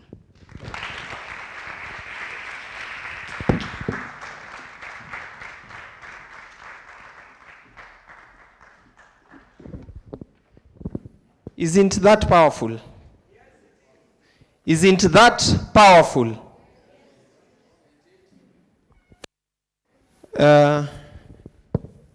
It tells us that there's so much going on that is untold to us. Si ni kweli? Mara mingi watu husema vijana tu ndio victims of police and police brutality. But we've confirmed that that is not the case. Ni kweli? When we say torture, people think of the extremes. But in this particular case, kuambiwa uinue mkono juu, uruke mpaka nyumbani, is that not torture? Is that not torture? Imagine tu, ulikuwa unaenda home tu, umeambiwa uinue mkono juu, uruke mpaka home. Na hapo kuna kila mtu. Kuna kijana, kuna mzee, kuna mtu mlemavu. Na si ati umekosea mtu, unaenda kwenyu. She's touched on a season that we are in. Season ya campaign, season ya politics. And there's something that I need us to watch keenly and carefully. The new trends. Kuna time, personally in Dandora I saw naonanga Mariamu ya Dandora na Buruburu. Nimezoea hizo. But wakati wa politics, naona hadi ya Tharaka Nithi. And I'm like, okay, what's happening? Kwani tumekuwa wabaya design gani? So why do these trends come over and over wakati wa politics? But what we need to look for is the power that we have as people. The mainstream media might not publicize the wrongs that are happening in the right time, but you can. Wangapi wako na smartphones? By a show of hand. Wangapi wako na katululu? beautiful. It's very powerful still. Unaweza kuwa na 100 messages for 30 shillings. If you do the right thing with those messages, you're still very, very powerful and active. This is called citizen journalism. When the power has been taken from you, you have to adapt to a new system. When that media house that you watch every day is not posting what it should, then use your power. Hata ukiwa tu pale home, sema nimesikia nduru, nimesikia gunshots, nimesikia watu wakikimbia hivi. That is enough to keep people alert. Comrades, power. Let's clap for Shiki again.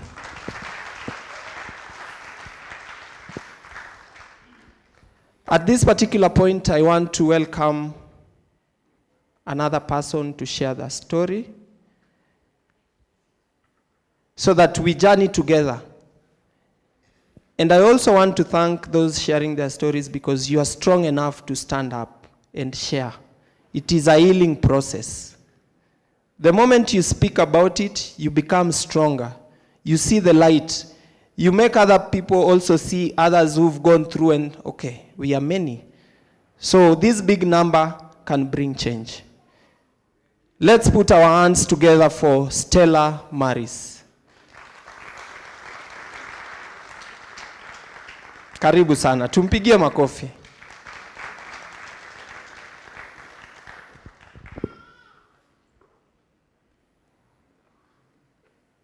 Karibu.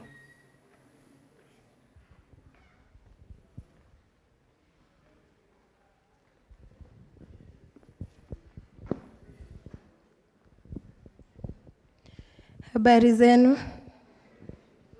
Habari zenu tena. Mbele yenu hapa ni Stella Maris Ndenya kutoka Mukuru kwa Ruben. Mama wa watoto watatu. Lakini kwa saa hii nimebaki na watoto wawili.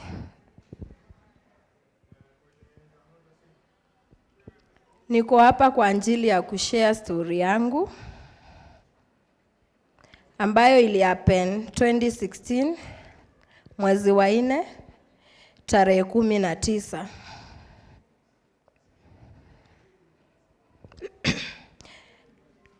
Huo wakati ilikuwa on Tuesday, niliweza kumpoteza kijana wangu ambaye alikuwa tegemeo langu na tumaini langu. Alikuwa anaitwa Francis Kioko Musioka, 17 years, form 3.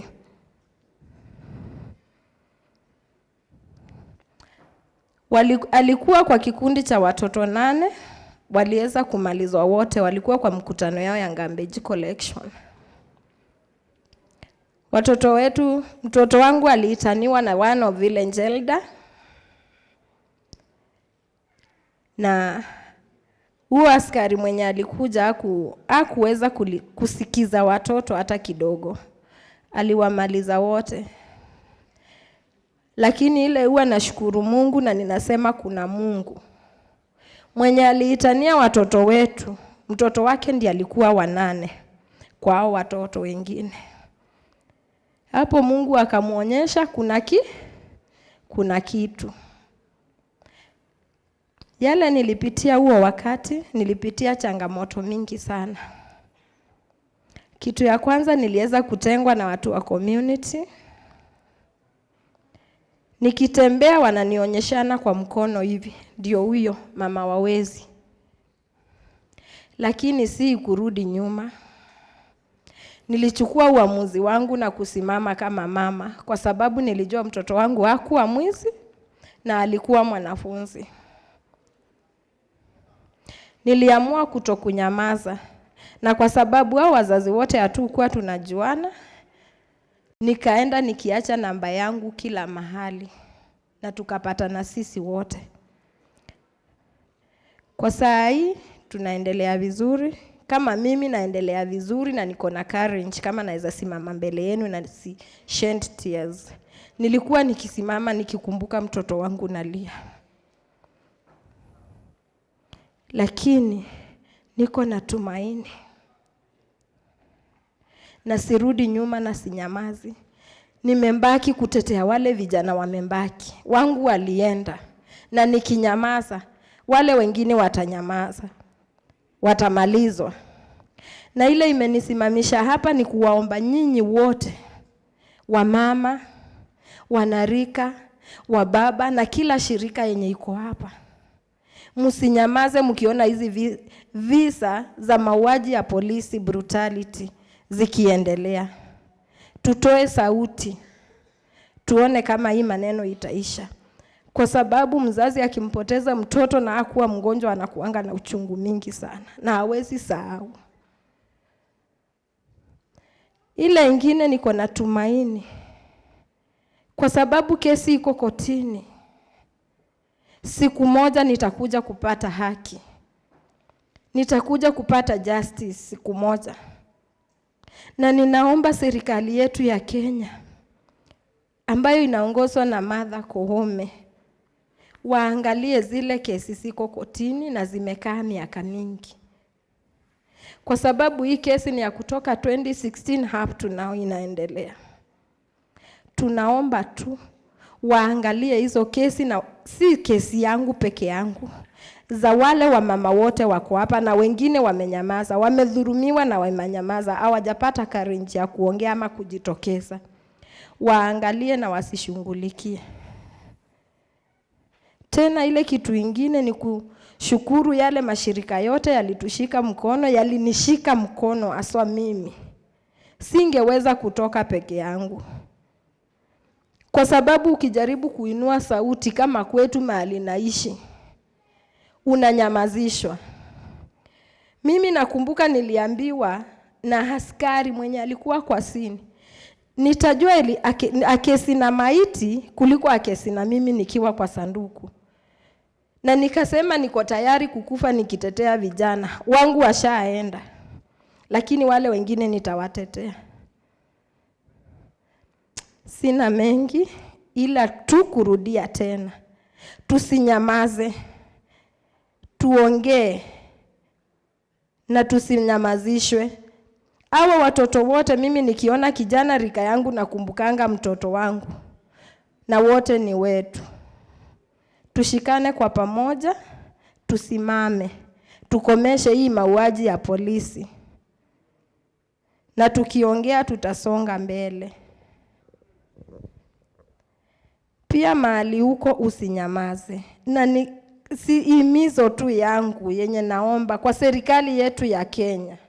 Tafadhali mwenye anasikia hii ujumbe, waangalie vile wanaweza fanya, at least wale watu wote wamedhulumiwa wapate haki yao, walindwe. Kama ni kuwekwa kwa protection wawekwe, juu tunapoteza watu wengi. Kama kwa kesi yangu nimepoteza witness mmoja na wale wengine wanakosa kujitokeza. Ni hayo tu. Asanteni kwa kunisikiza. Wanasemanga at least si siku zote tutakuwa gizani. Yake is a positive story. Si ndio? Tumpigie makofi tena. I want to say that for me that is a very, very, very powerful story and caption, because so many of us have lost hope in the justice system. Na nikisema hivyo ni hivi. Kuna watu, mwenzenyu anashikwa, mko na yeye, you're seated together but you're like, okay, mi siwezi enda kuwa witness. Mi niende tu hapo, ni report niseme no, he wasn't doing this or he was doing this. The system cannot exist without you. Comrades power. Mmesikia vile nimesema? The system cannot exist without you. Without every single person in this room. When one is arrested falsely, when there are trumped charges on someone, you can be there for them to help them prove their innocence. Comrades power. So please, always stand up for your fellow citizen and also for yourself.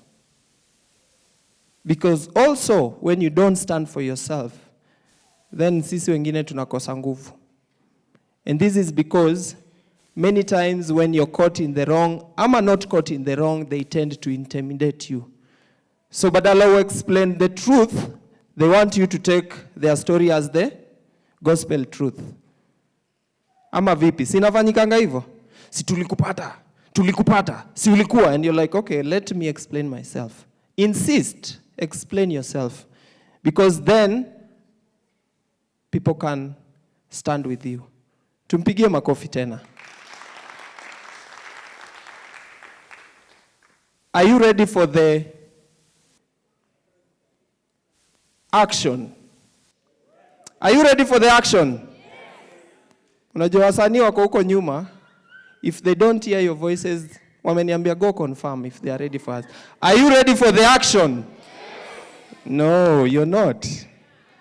Mimi niko na sauti kubwa kuwashinda. Are you ready for the action? Very beautiful. I can hear some good energies in you people.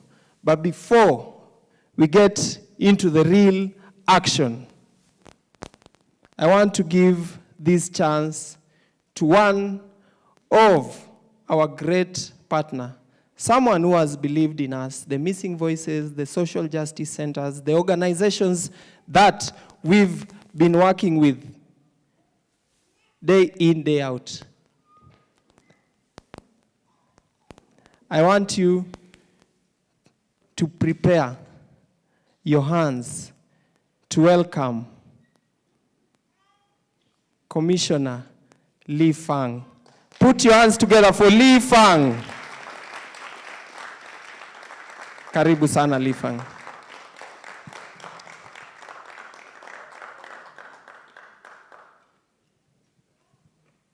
Tumpigie makofi akija. Do you want me to hold your bag as you talk to us?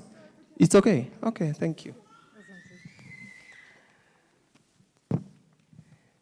Jambo, hello everybody. I do not want to stand in the way of the action or of the fun, but I did want to be able to just mark how important this event is today and also the important work of the Missing Voices Coalition. So distinguished representatives who are represented here today, distinguished representatives of human rights defenders, of civil society, survivors and activists. Good afternoon. It is really a pleasure and an honor to be here today for the launch of the Missing Voices Advocacy music video. Even more so, I'm humbled to be in the presence of survivors of violations and abuse of police power and of great artivists. I'm sorry to have missed the show before, but I'm looking forward to the concert.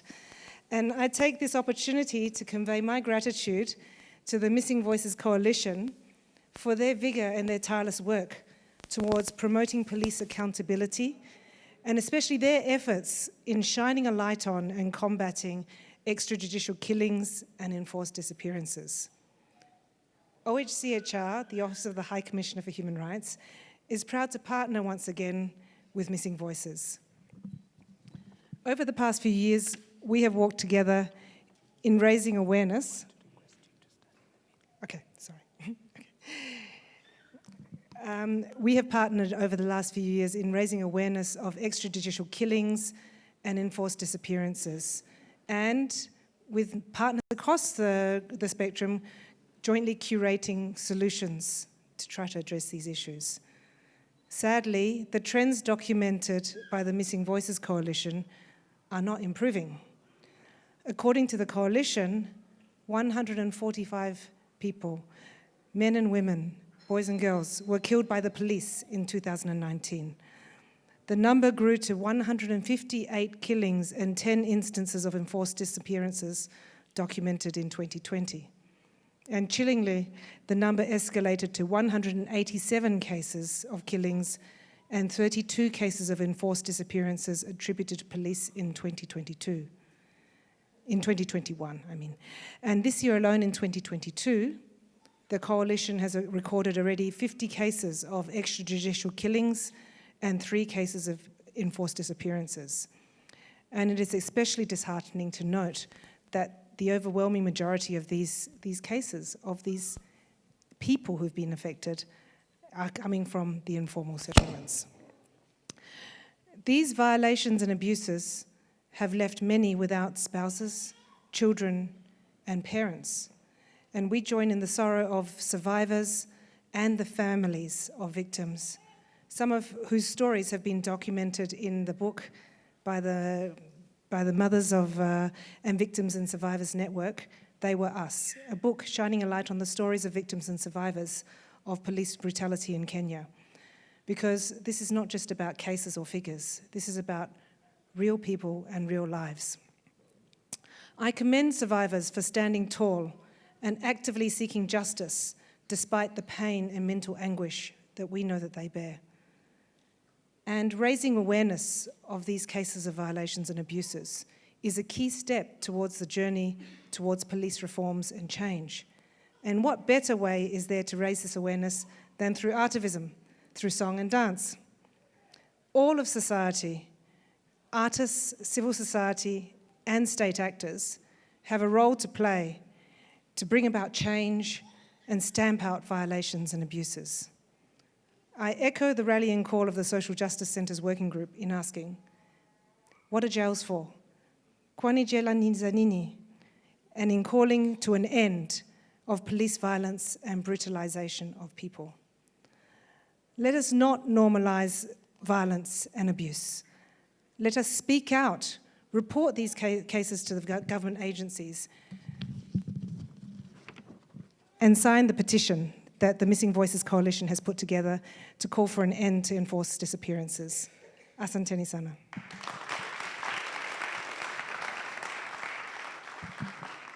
Asante sana, Commissioner Li Fang. I think I will want to, again, just want to say something small about the partnership that we've had with the Commissioner and also the organizations that are represented. I know within the House we have directors from different organizations, and of course we will call them. These partnerships are what has enabled us to come this far.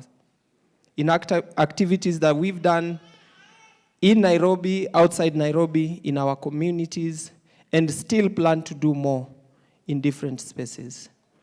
I want to give a chance to the audience, at least 4 people, to react to the stories that we've heard until now. So I will ask for the house lights. And if you have a comment or something you want to share, or even a question, you can go on. Viva comrades, viva! Viva comrades, viva! Is there anyone who has an addition, a question, or a comment before we get into action? The shorter you make it, the closer we are to action. There's a hand back there. Anyone else? Anyone else? Go on. Viva comrades, viva. Viva. Viva comrades, viva. Mimi nikisimama hapa, I'm a member of Mothers and Victim Survivors Network. Natoka Mathare. Na Mathare mostly ndio penye hizi vitu hufanyika.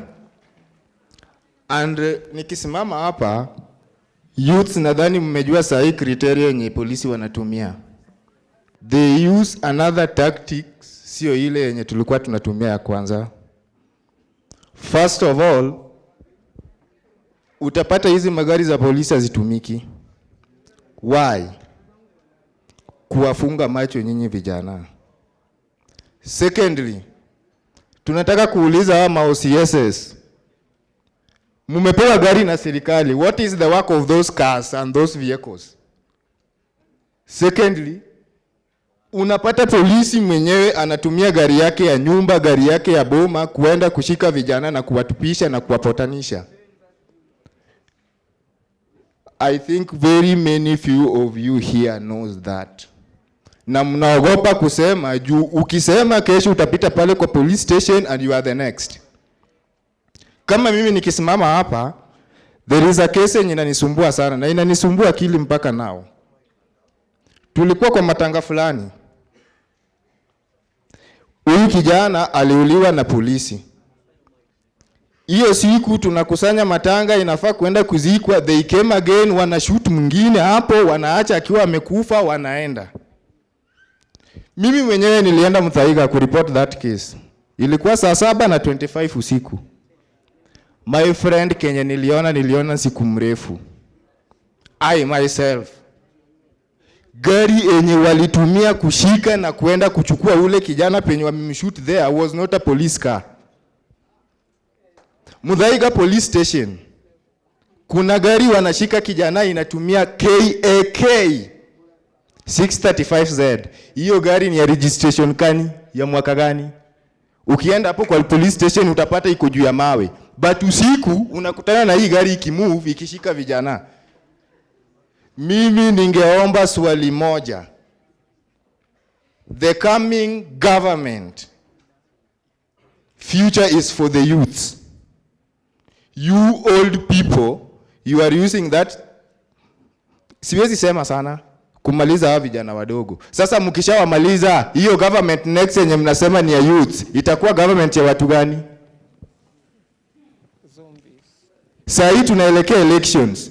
Mnatutaka each and every corner. Lakini wakati mnatuua, amuoni hizi vitu.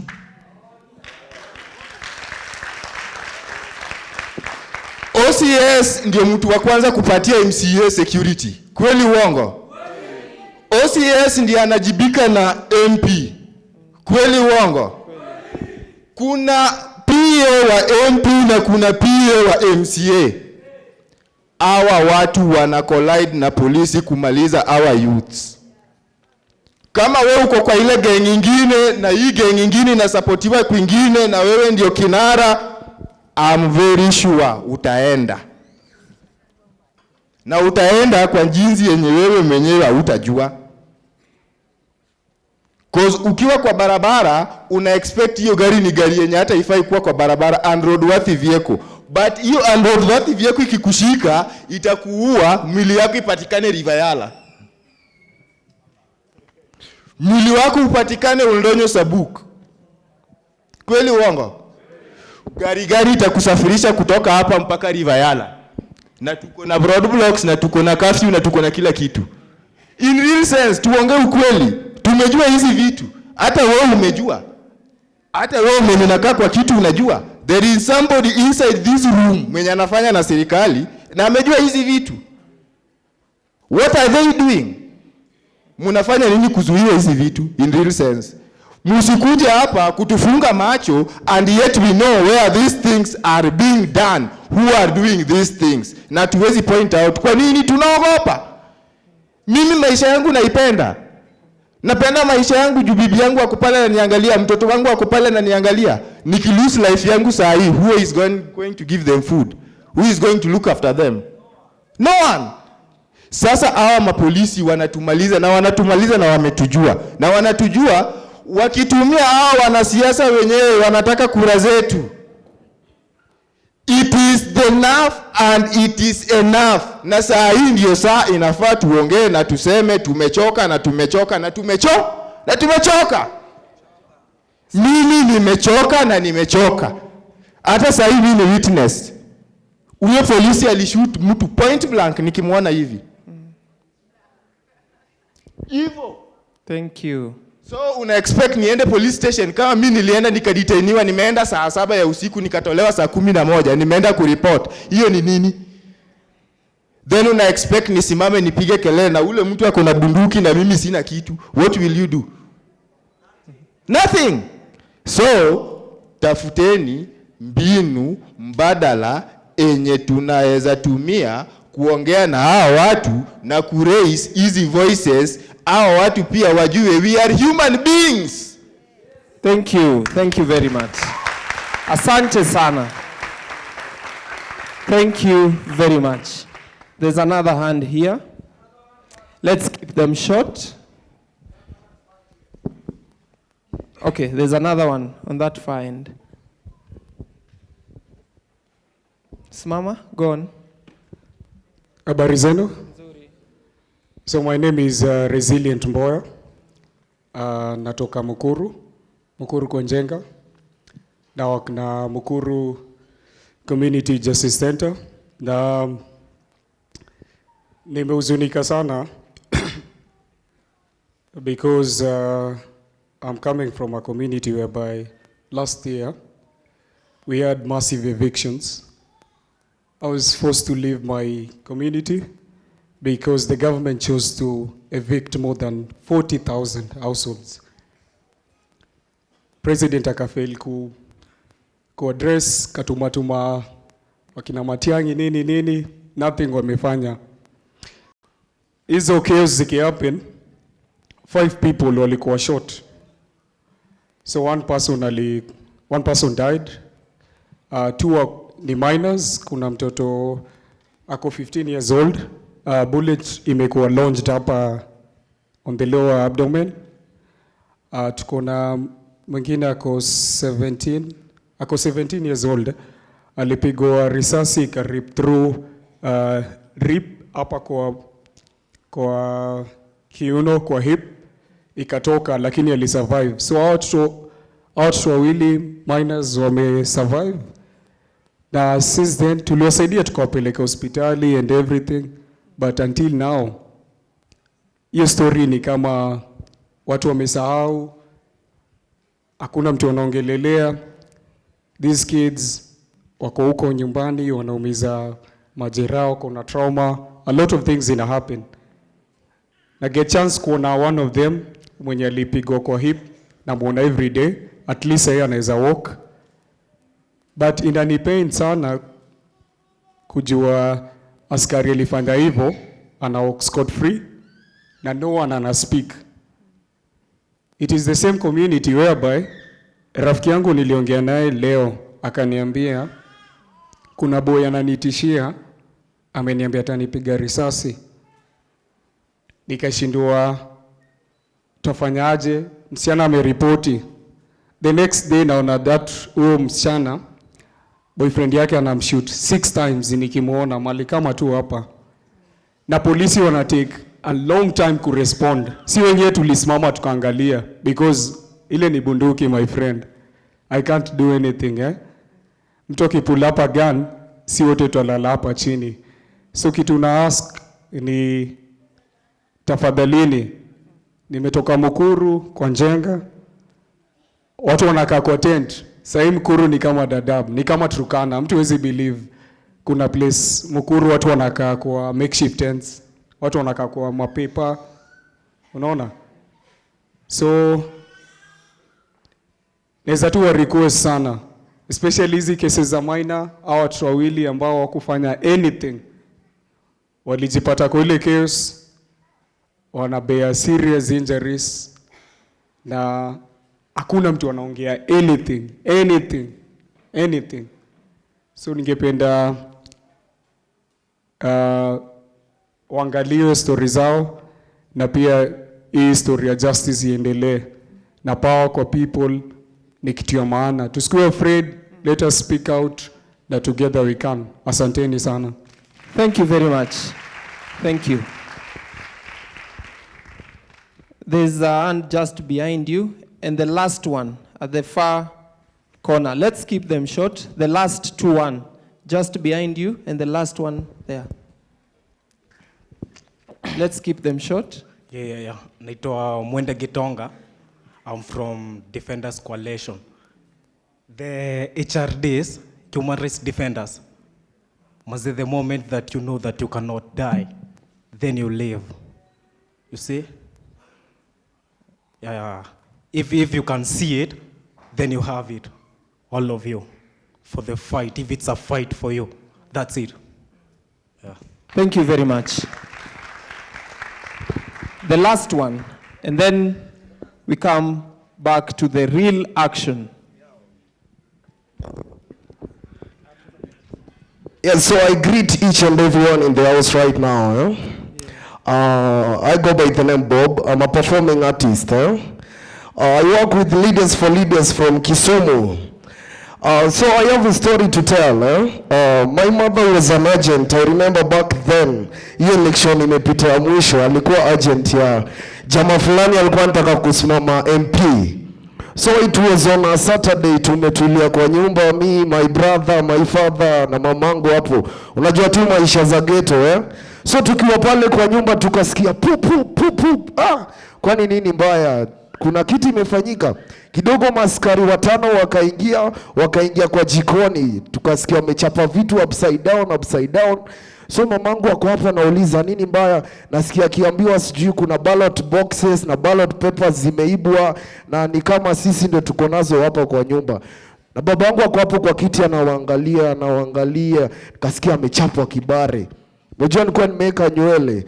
Nikasikia ule afisa ameniita, nilikuwa nimekaa hiyo kiti karibu na mlango. Akaniambia kijana kidogo tu. Nikatolewa nje. Kutolewa nje, hata sijatoka nje, wale majamaa washaniweka chini. Manze ni bahati mzuri Mungu alikuwa na mamangu. Mamangu akaanza kupiga nduru. Wachaneni mtoto wangu. By good luck. Hao majamaa wakanisikia wakaniwachilia. Wakiniwachilia hivyo kidogo pale kwa nyumba wameanza kuaras babangu 1 2 3. Je, pia alikuwa mwanaume angegangana na wanaume wenzake. Na watu walikuwa wamelewa, wamevuta vitu, they are smelling. Sasa umejua hawezi wafanyia kitu yoyote, unaona? Yeah. Hiyo ni kitu tulipitia na I thank God haikuwa ifanyika tena. Wachana na hiyo. Yesterday, jana nikiwa na mandugu zangu, my brothers are inside here, my 2 brothers wamekaa pale. Jana tumetoka hapa Kenya National Theatre, tunaenda nyumbani Hurlingham. Kufika hapa katikati tumepatana na maafisa wawili. Ni saa 2 ya usiku. Maafisa wale watu wakaniita, "We kijana hebu kuja, unakaa Rwandanese, we kuja." Mimi nakaa Rwandanese aje? Na hadi ananiuliza, "Unajua kuongea Kiswahili?" Namuitikia mimi najua kuongea Kiswahili. In fact ama Luo. Hadi nikamwongelesha kwa Jaluo. Ngisa anangewacho Kiswahili, ana Mkenya. Ni mmoja wewe umefanya tumeita wenzako unakaa Rwandanese. By the way, yesterday was dressed like this kwa wenye waliniona jana. Unakaa Rwandanese, nikwambia nakaa Rwandanese aje. Brother yangu ako pale kando. There they are. Wale wamevaa movini ya watu. Ule ako pale kando akaanza kujam. Huyo ofisa anamwambia hapa, ati mbona unanuna? Unajua sisi tuko na right ya kusimamisha na kukuuliza maswali. So mimi niko hapo naangalia, I'm just saying, kwani hapa ni wapi tuko? Ama tuko ugenini? Lakini we need justice, Hao watu najua walinijudge kwa nywele yangu, but me am a performing artist. Sita change juu mtu anataka ni change, but si wote tunataka change. Thank you. Isn't that a powerful way to close the session? Wewe mjamaa, kwani ulikuwa umepanga program? No, I'm like, okay, that's well placed. Tumpigie makofi tena. Are you ready? No, are you ready? Band, are you ready? Thank you very much. Our sign language.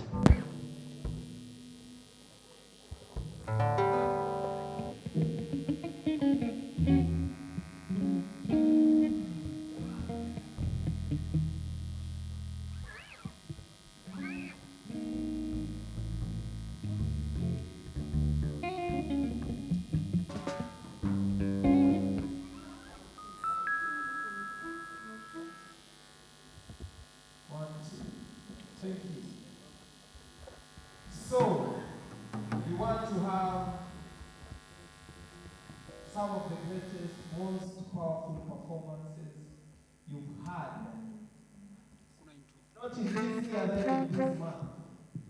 If not this month, then this week. And if not this week, today. Are you ready? Are you ready? No, I can't hear you. Are you ready?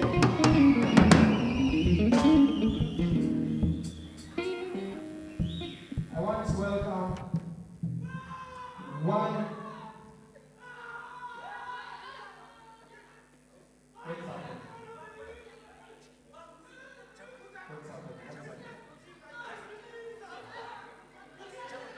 Hey, what's happening? What's happening? Hey, Mr. Officer. pole, pole. Mr. Officer, pole, pole. Mr. Officer. Hey, hey, hey, hey, hey, hey.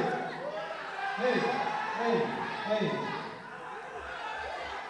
Hey, hey.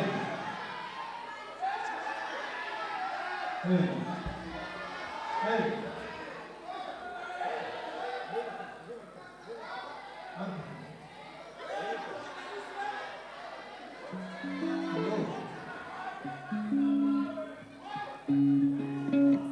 What's happening? What's happening? What's happening?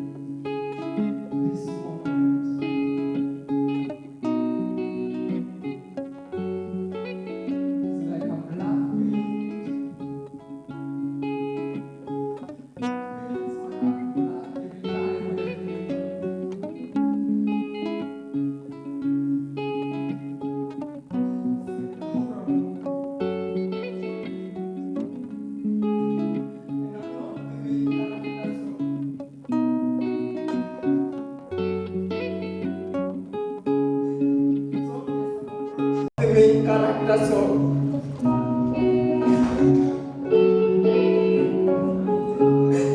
it's obvious I'm approaching my grave.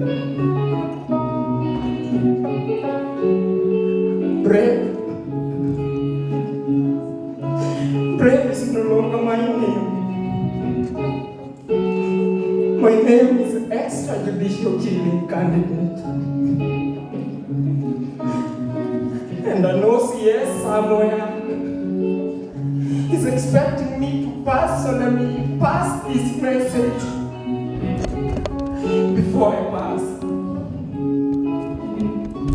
Because I live for the moment. More is not meant for me. God's plan never. Afande's plan. Afande. Kaunanga rada jua kitu kifietua hoi na madamu kicha uwe la. Soka spirit kakikuambia uwa kaambie la. Lazima ujue hiyo ni light unadimu kwa familia nishatoreshwa giza. Familia nina mshingo kwa mchezo wa kuigiza tuleka breadwinner angeamka endelee kuchase dream. Dream yake ya kumake society according to God's will. But blunder. Unacheza simba kifuata swala kando. Tani tupia mani kienda jiji kuna kanto. Hata kani jomo na kumani kwendo dato. Kode bali mimo bapa sama huyo mato. Ukoto kia bapa pema bado takudadendeka. Kuna kabisani kwenye ugoto na awane. Zote zineza kushika hatu kuna kipande afande. Afande na alifete pake tuwe nduko ndani. Naka kama meduwa koki wezi koki sini mtani. Utafuata sheria, utafuata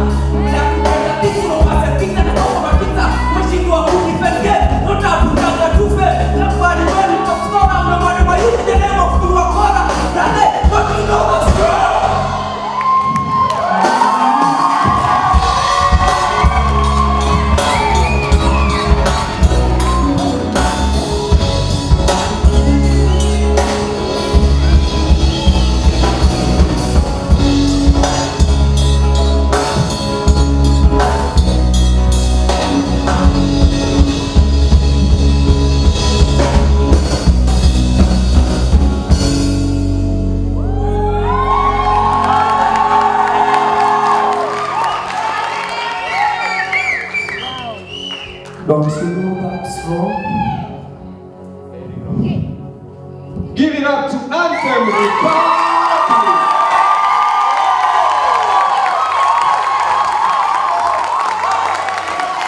Are you ready? Are you in the house? Anthem Republic is an artist from Madare, co-founder of Sana Center, a powerful being, an artist that uses his art and poetry to speak up against police brutality. Let's have the show.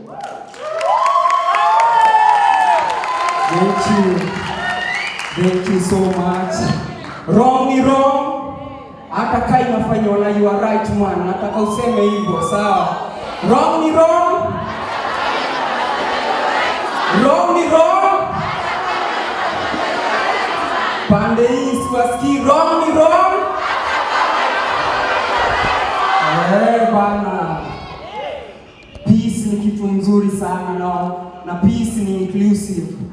Peace haiwezi exist penye hakuna dignity. Kweli? So manze, dignity ni very important. Na msee wote mwenye encourage dignity, huyo ni adui wa maendeleo. Ama vipi? Cause wrong ni wrong.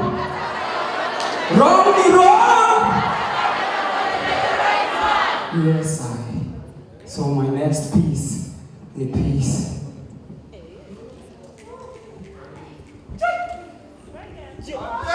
Give it up for the money, the band. Wapi makofi yao bana? Kazi freshi kabisa. Tuko kwa peace. Let's go my people.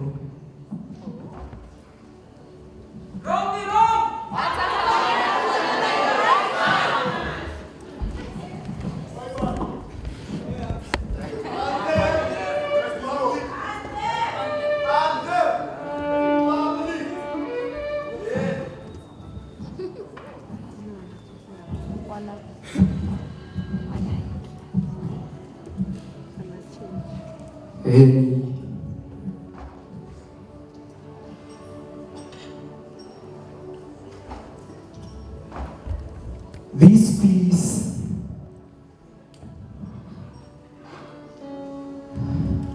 is a great one because it's about peace.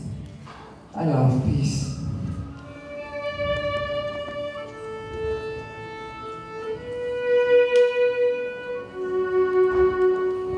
The day. No, I mean the night.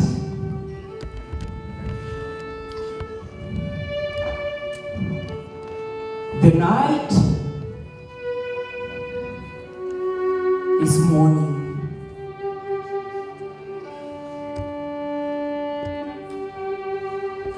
The sky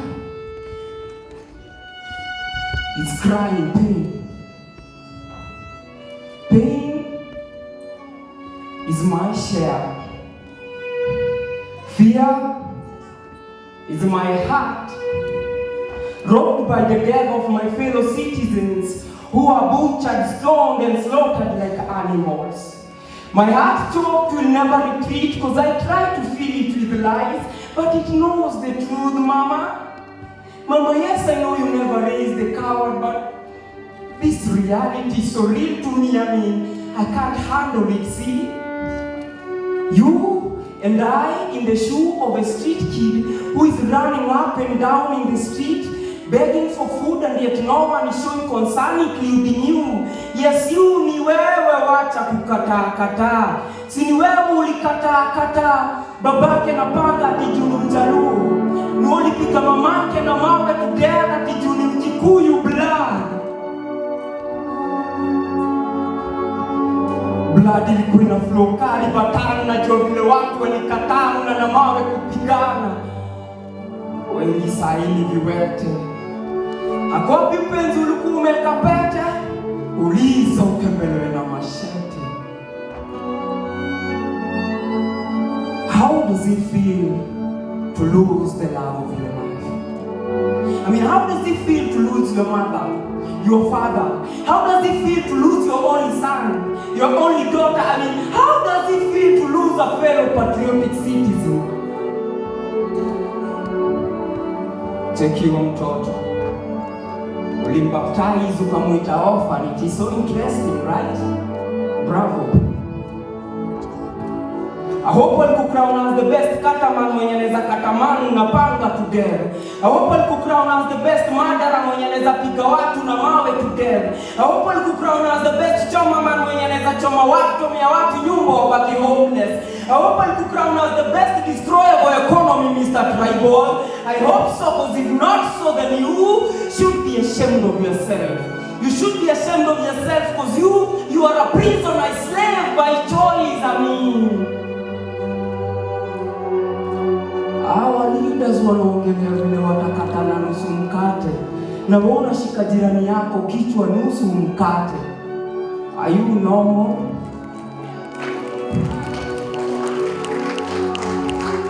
Amani itapatikana lini?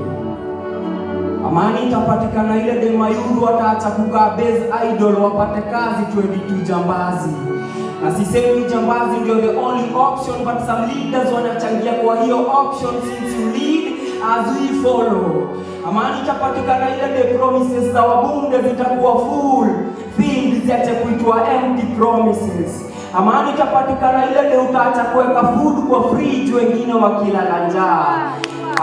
Amani itapatikana ile de nitaacha kukuwa disqualified kupata kazi because of my second name.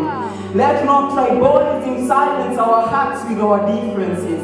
Let not our leaders tell us who to love and who to hate. It is time love to create and peace to paint. Amen. Mbele ya Mungu sisi ni mandugu na tunafanana. Hatufai kupigana au kutukanana. Tunafaa kufaana, tupeleke hii Kenya fana, ana kwa ana.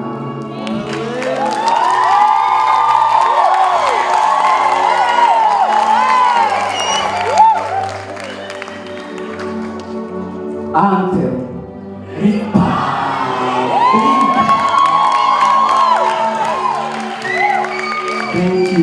Thank you so much. Thank you so much.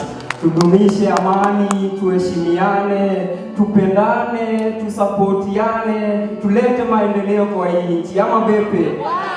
Ama vipi? Na roho ni roho. Asanteni sana. Thank you so much. Thank you. The next act on stage nataka kumkaribisha hapa ni Empress. She's a singer, a songwriter, a fashion designer. So ladies and gentlemen, help me welcome one and only Mogore. Karibu sana Mogore.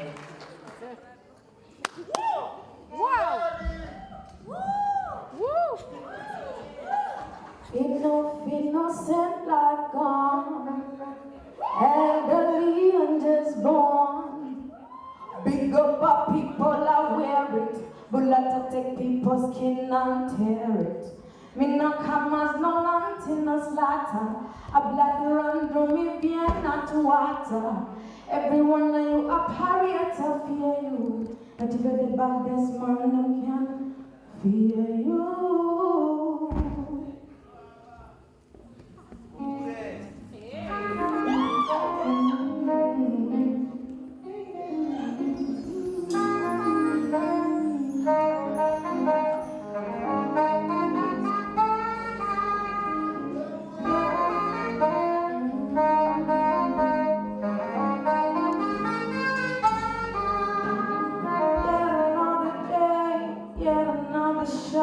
Another bullet cutting through our soul. What did we do to go through this pain? Sorrow cutting through our throats. Mothers crying for their sons. We're not sure when we'll deserve, but we're praying for better days. Yes, we're praying for better days.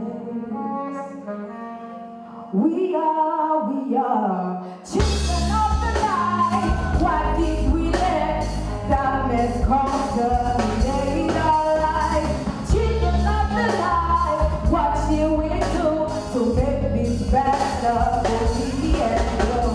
Children of the light, why did we let darkness contaminate our lives? Children of the light, what shall we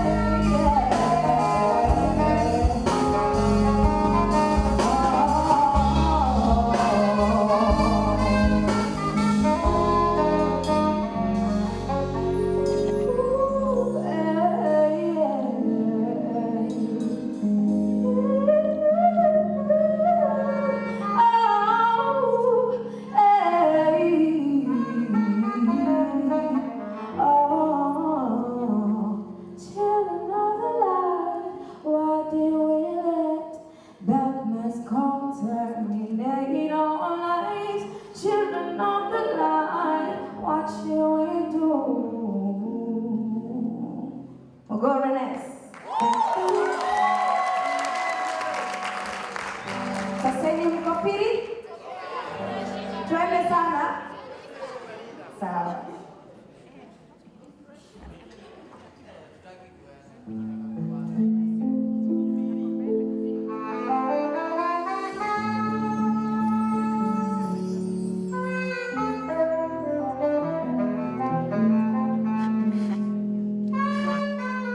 Don't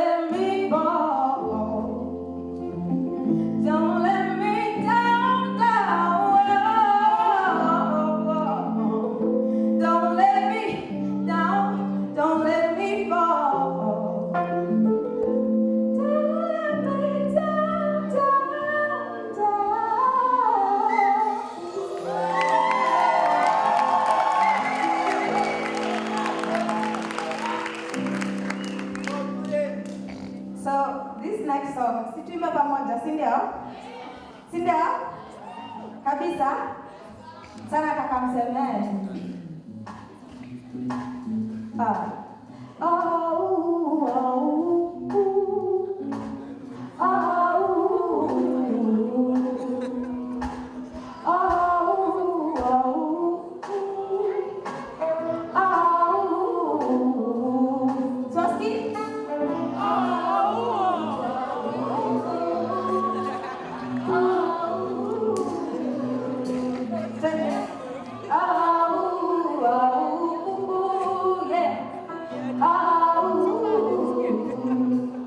I've been back ready for the longest time. I showed every burden and every pain. I thought that I was all alone, but until I knew of a man who would love me despite my flaws, he said, cast your burdens on the Lord and he'll sustain you. Turn that.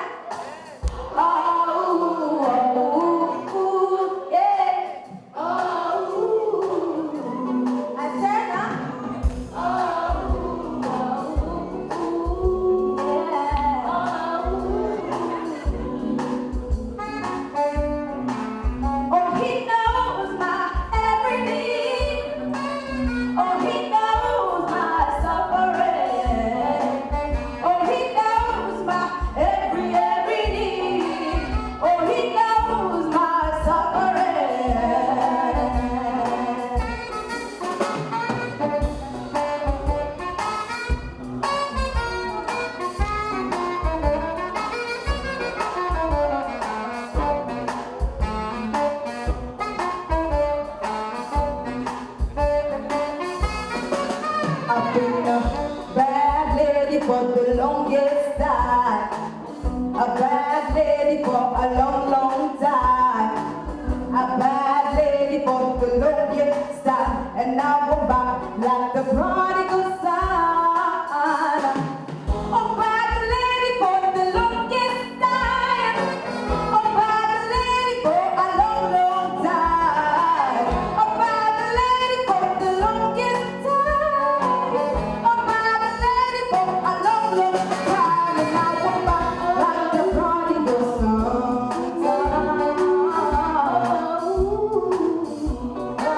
Turn it.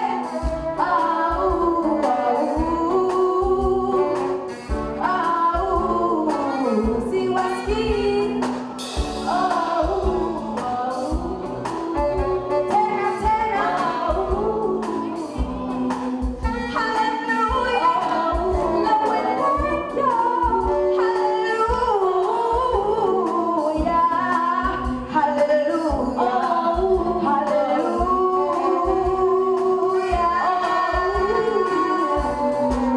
Oh, he knows my every need. Oh, he knows my suffering. Oh, he knows my every need. Oh, he knows my suffering, suffering, suffering.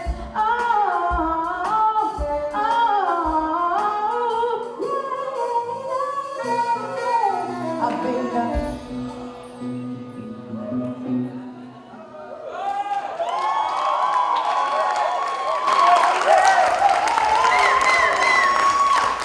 kudumisha amani, si ndio? Tupigane hii vita vizuri vile inafaa, si ndio? So the next artist nataka kuita. So what the next artist? The next artist. Huyu yule msee hapendi perepere mingi. Again. Anapenda action. Semeni action. Action. Anapenda action. And he's a champion for justice from Magdalene City. Give it up for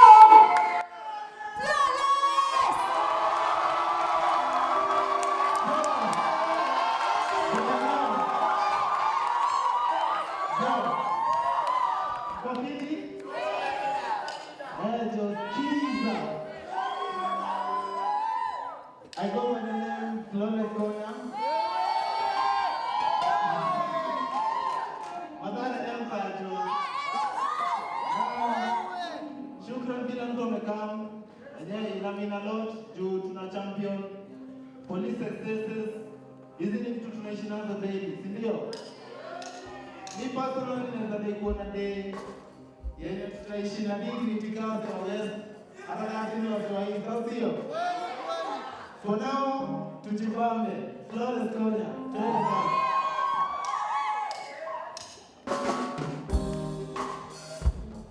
Yeah. Skiza. Twende. Yeah.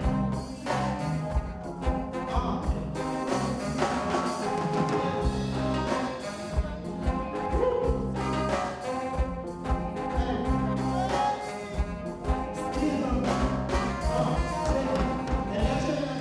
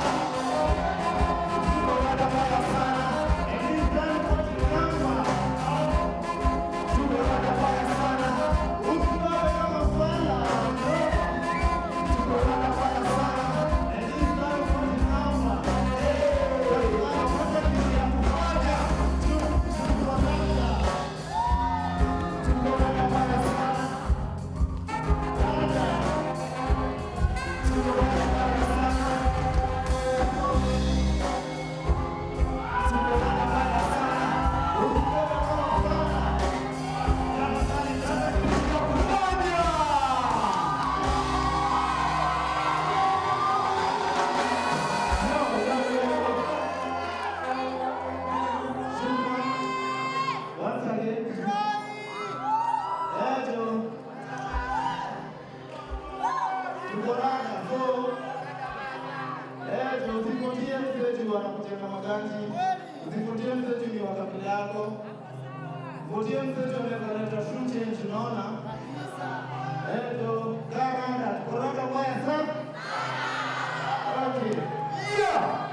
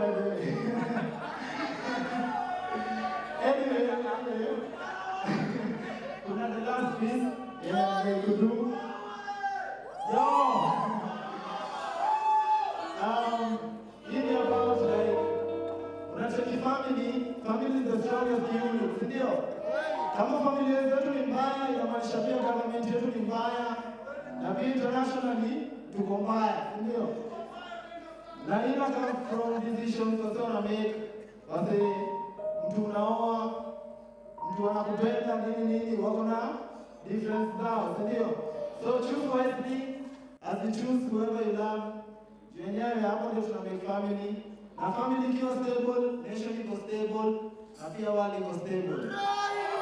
Simama simama. Tuende kazi.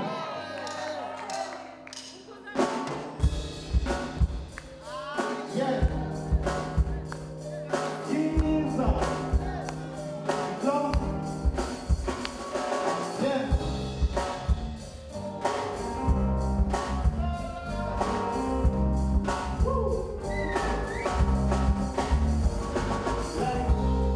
Roho na kuunderstand. Mama wangu ukiwaona inastand. Angalia hali family itastand. Run, hope na ni overstand. Roho na kuunderstand. Mama wangu ukiwaona inastand. Angalia hali family itastand. Hey, hope na ni overstand. Na kuunderstand. Mama wangu ukiwaona inastand. Angalia hali family itastand. Hope na ni overstand. You gotta make a plan. In the medicine, come to show my plan. Na kesho ni income ndio nadai. Nenda mama jana mkini na hata wife kwanza challenges. Ninafanya future life. Na mimi kwa experience na nyingi kiwa na life. Una energy, ndana barabara una life. Kwa mahuru mimi na kwa na kitu mambo yamekikamba. Wengine wanachukua ni na place story man. Wengine wanamshaka kwa wakati na mambo na. Wengine wanamshaka kwa wakati na mambo na.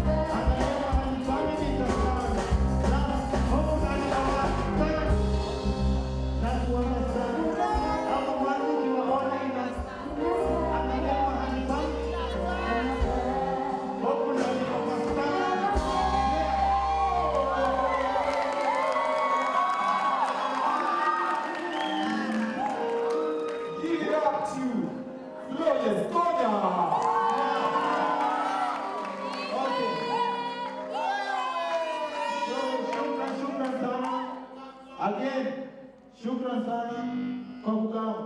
Unaweza ni follow, ujue vile utapata hiyo album, au sio? Meanwhile, nataka kukaribisha msee mnoma sana. Noma sana, kama ajua DHC.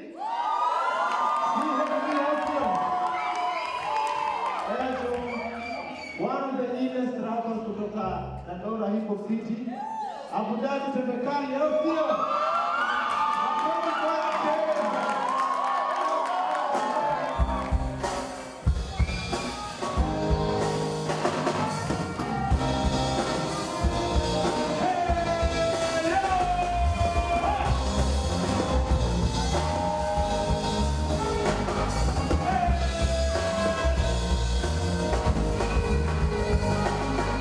Thank you.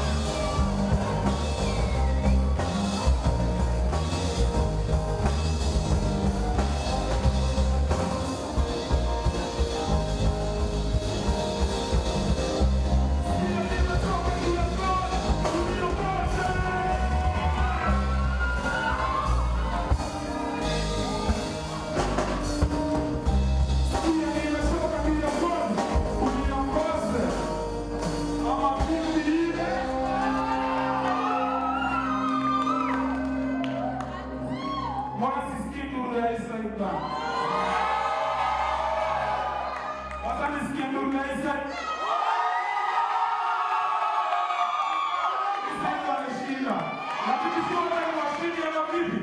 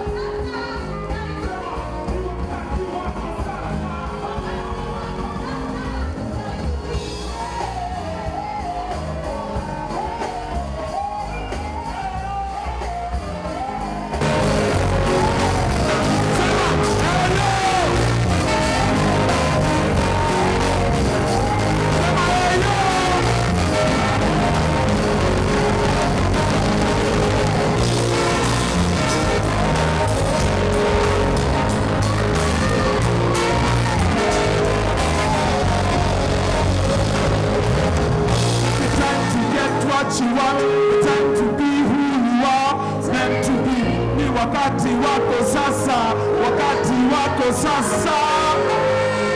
The time to get what you want, the time to be who you are. Ni wakati wako sasa.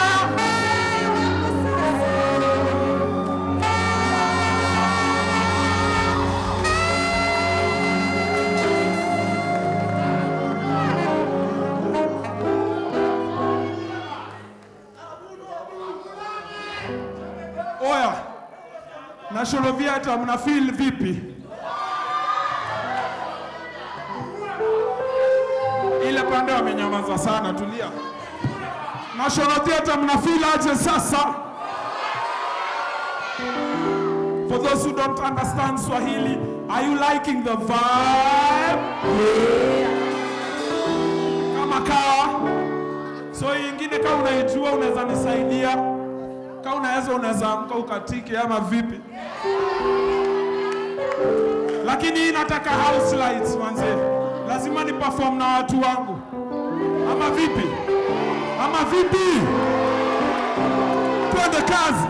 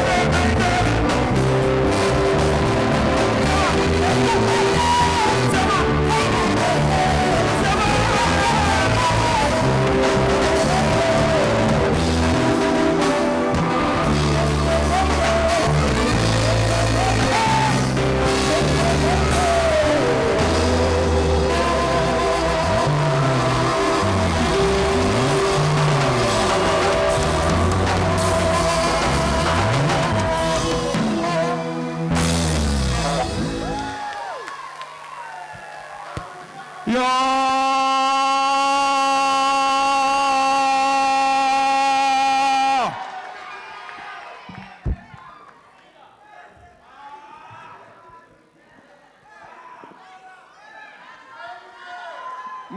mayday.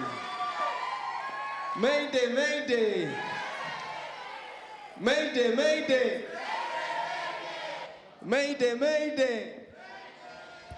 Hey, kwani hawa watu ni nini? Mayday, mayday. Mayday, mayday. Msikulange mute sana hata kama kuna njaa. Mara mingi wasanii huwa wana mahali pa kukimbilia. Ni kweli?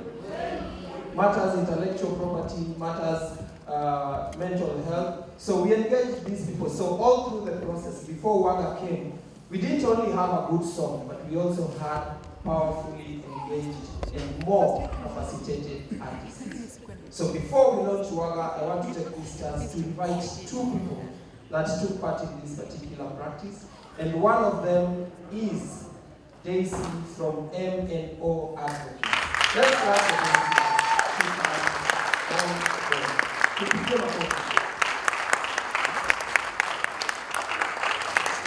Daisy alikufundisha mambo ya intellectual right properties and where and how we do what matters paper us. Karibu sana, tupigie makofi.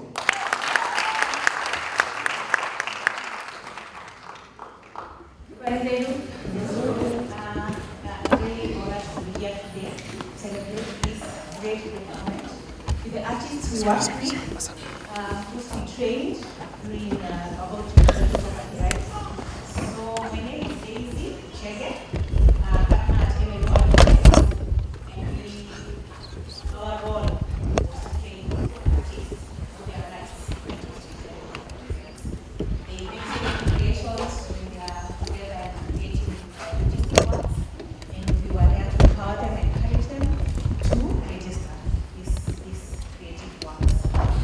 So, having followed and actively participated in the workshop by training the artists on intellectual property rights, we M&O Advocates are very grateful to the various organizations, their contributions and commitment to this project. We are very proud and honored to be part of this groundbreaking moment. We are here today to be part of this historic moment, to play our part in educating our artists on intellectual property rights in order to empower them to come out strongly against police brutality. We are committed to ensuring that artists protect and safeguard the products of their minds, their creations. When we professionals play our part in empowering artists, it aids in the meaningful, responsible exercise of their freedom of speech. They are in turn able to exercise this freedom to speak out against police brutality. Protection of intellectual property rights is important because it encourages creativity and enables the creator to exploit their work and draw benefits from it. In the process, economically empower themselves. Registering their works enables them to earn sustainably from their creations for an extended period of time. The artists, by rendering their creations accessible to the public, not only enriches the society, but sensitizing them on various issues affecting them, but also sparks meaningful conversations to address those issues. For example, we are positive that UWAGA will spark a conversation to address the issue of police brutality. This clearly shows how important it is for artists to bring about positive change in this country. We congratulate the artists here today. Thank you for your time, your persistence, effort, and boldness in creating this great work of art. We encourage you and the youth in general to use their diverse talents in highlighting the issues that affect our country in their own unique way, whether it's by poems, by creative, by spoken word, by music, writing books, whatever it is, go out there and do it. Do not be silenced. Express yourself in the best way possible and earn from it as you also educate us. The launch of UWAGA here today propels this campaign to end police brutality. It takes it to another level, giving hope to victims of police brutality and bringing the same to an end. The many victims who feel voiceless, powerless, and forgotten appreciate that someone is out here speaking for them. So kindly keep it up. The energy here is lovely, and we would like to keep being part of this. Thank you.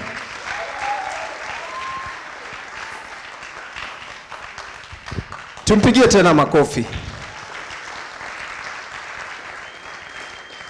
Thank you very much, Daisy and MNO advocates. What you know, other creatives when you take part in this particular cohort, at least you have somewhere to run to. You can go to these artists so that you start sharing this knowledge, so that then we all grow together and become better. Tumpigie makofi mara ya mwisho.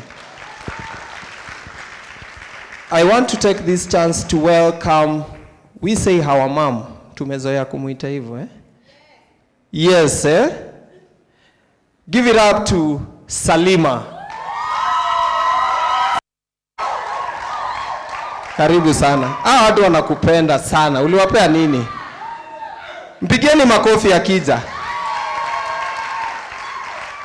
So Salima was the one in charge of our mental health space, and she has always been in the space for us, available for us, and she continues to engage and give us a listening ear. Karibu sana. Asante, sinijifanye artist. Ni shujaa na artist wetu. Ni shujaa na artist wetu. Hiyo energy siyo mko mnapatia kina anthem. Ama jumisi professional artist. Ni shujaa na artist wetu. Ni shujaa na artist wetu. Ndio maana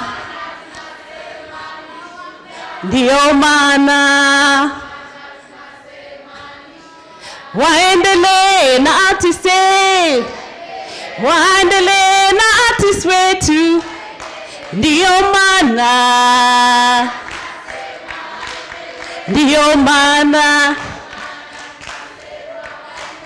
ole hiyo. Sijazoea hizi njaro manze. Mimi nimezoea kwa ule demo wa mtaa. Nashukuru. Kwa majina ni Salima Njoki Masharia, jina ya M-Pesa, jina ya kitambulisho. Watoto wamezoea kuniita Salma. So sijui niongee Kizungu, Kikuyu, Kiswahili, but I think Kikuyu ndio itakuwa easy. Si ndio? So nafurahi. Sijui nianzie wapi. Unajua pia counseling psychologists tunaambiwa tuwe wepesi wa kusikiza. Si ndio? Alafu tuongee less. But first I want to thank Missing Voices Coalition, the partners, all the partners who were involved, because it was not a very easy journey. I'm also even committing resources for the artists to go through the process. So all the partners in the house who are present and even online, asanteni sana. Ya pili to the artist. Moja kudina artist si rahisi. Mnajua hivyo? But we had a good time. We really had a good time. I'll just censor the info because again, there's so many things that I cannot disclose. Otherwise, I'll be arrested because I'm under oath. Na niko na ethics za counseling psychology. So I'll just tell you a little bit. Just a little bit. I think we've been entertained here today by artists, but we never understand their journey. Their journey is so lonely, it's so sad, with so many challenges.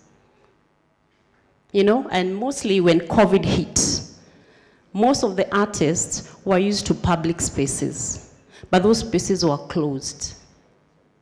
So they lost income, they lost their loved ones in the process, and unajua watu wanakuwa kwa limelight.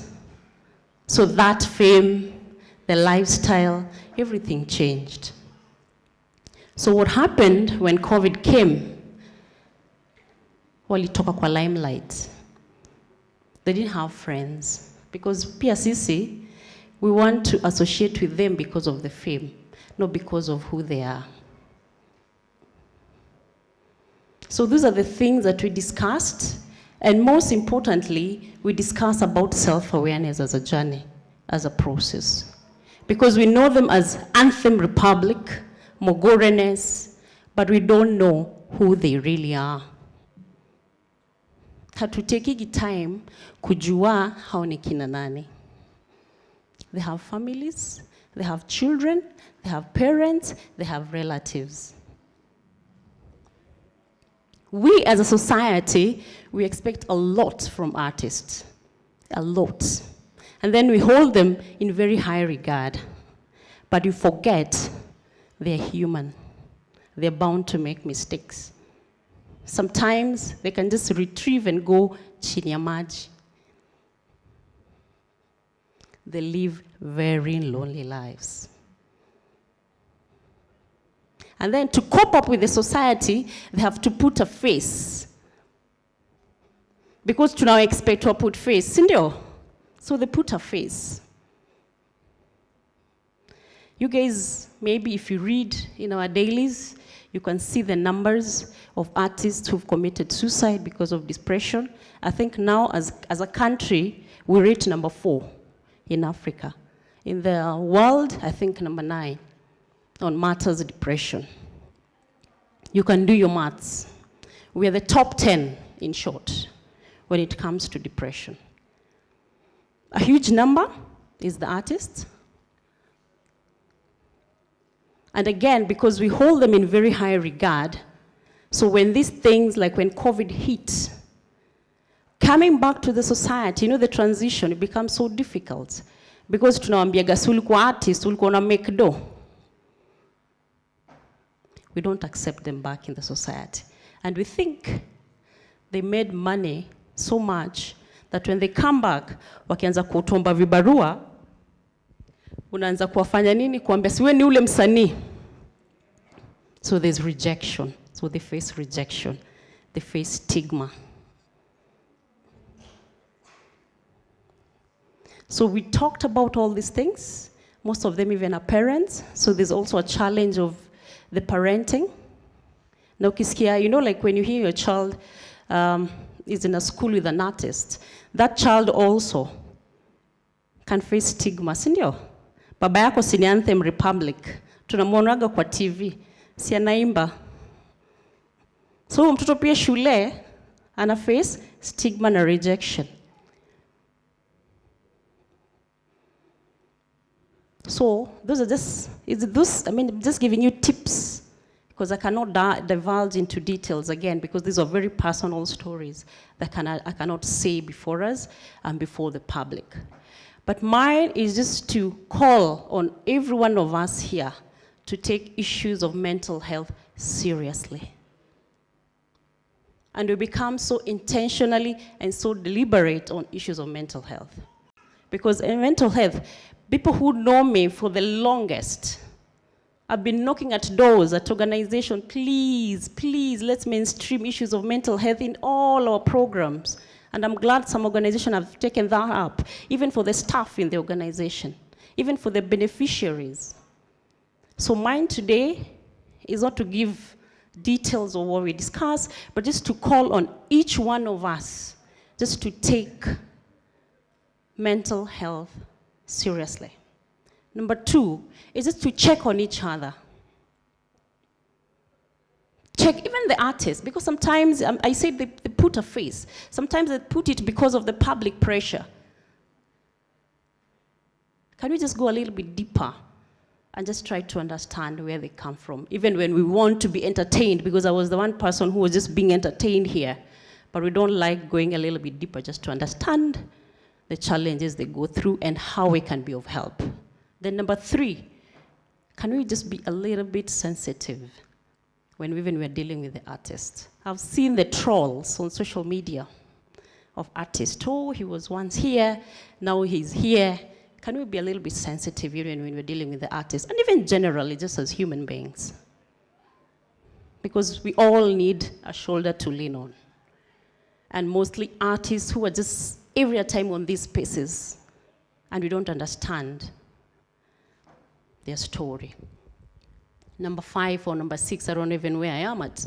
I know here we have directors of organizations. I know we have donors in this platform. I know we have people who have ability, financial ability, all the muscles. Kindly, can we set some resources aside for mental health? Let's have this discussion. I know we're told that this mambo ya mental health is a Western concept. It's not a Kenyan thing. Can we embrace it? Because we're dying, we're committing suicide. We're coming down with depression. So I'm talking, this one is specifically to our directors with a lot of humility. Our donors who are here, can we just put some resources aside? Isikuwe by the way. You know, most organization is like, hii mambo ya mental health ni by the way. Can we be intentional? And mental health is a process. The same ukivunjika mguu hautapona leo, ukweli uongo. So it's a process. We're not saying go do a one-year retreat. At the end of the year, you're like, oh, we went for a mental health. No. Come on, quarterly. Let us be deliberate. We know after every 3 months, we have something. 4 months or wherever. But to incalculate kwa program zetu, kwa organizations zetu. Wale wase mtaa, maybe hatuna hizo mechanisms. Wase wa Mathare, watu wa wapi, Mukuru, maybe hatuna mashirika. Ni kweli? Ni kweli? Hatuna mashirika, si ndio? Na sisi si masponye na sijui hatuna mado. But still, tuangalie zile njia healthy za kucope na hizi struggles za life. Najua sisi usema, oh, mimi ndana nipige tei, ama nifanye nini, ndio ni cope. Na waomba, kupiga tei haitasaidia. Ita sweep 2 problems under the carpet, na bado hiyo problem bado asubuhi itafanya nini? Itakuwa. Tunaweza anza kuhavi conversation hata mtaani. Tunaweza anza kuchange hata hizo habits za coping hizo za at least unhealthy ambazo at the end of the day kuja kunywa tu tei. Leo, kesho kutwa addict. Tunadeal tena na issues za addiction. Tuko pamoja? Na mimi najua naongelea mabradhe hapa hivi tunatujua. Sipi mimi nimelelewa hiyo mtaa. Si ndio? So kwenu ni hiyo. Kwa hao wengine najua kuna kina Susan and much respect. HB najua uko hapa, I've seen Alberto. Na najua pia kuna wengine ambao maybe siwaone nikiwa hapa juu. But najua tunaweza control finances, tunaweza ongea na wafadhili, watenge pesa za mambo ya mental health. Alafu pia ya 4, ya 6, ya 7, sijui nimefika wapi. Please, I know, because my heart beats for mental health. My heart beats for mental health. I know we are few in the country. I know we are few in this sector. Can we also train more? So that kila saa isikuage ni salima. I don't want to be a hero. Pia mimi naweza kufa, si ndio? Si mnaweza ni stress mpaka sasa I can't handle. Can we train more of us, please? Ombi tu kwetu. Let's train more of us so that at least in this environment, we can have a pool of lawyers, a pool of counselor psychologists so that we can help each other. Kwa hayo mengi, asanteni.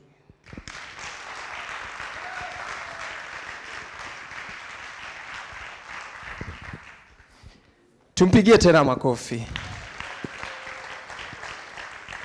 Isn't she our mom? Isn't she our mom? A place to go to always. Sasa tumefika ule wakati. Are you ready? Are you ready? Pigeni makofi kama mko ready.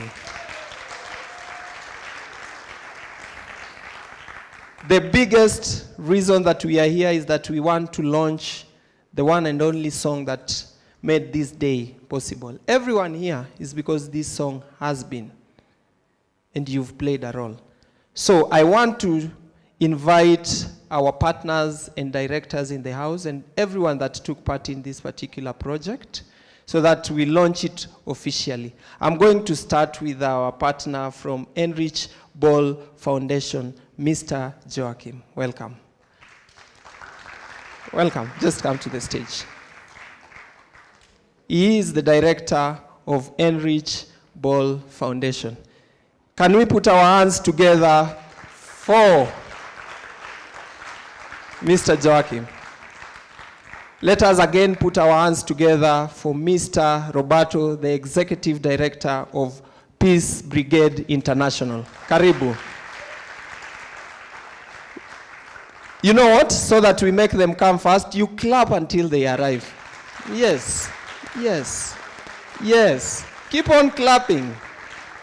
Keep on clapping. I want to welcome the Executive Director of Protection International, Madame Suzanne. Tumpigie makofi akija.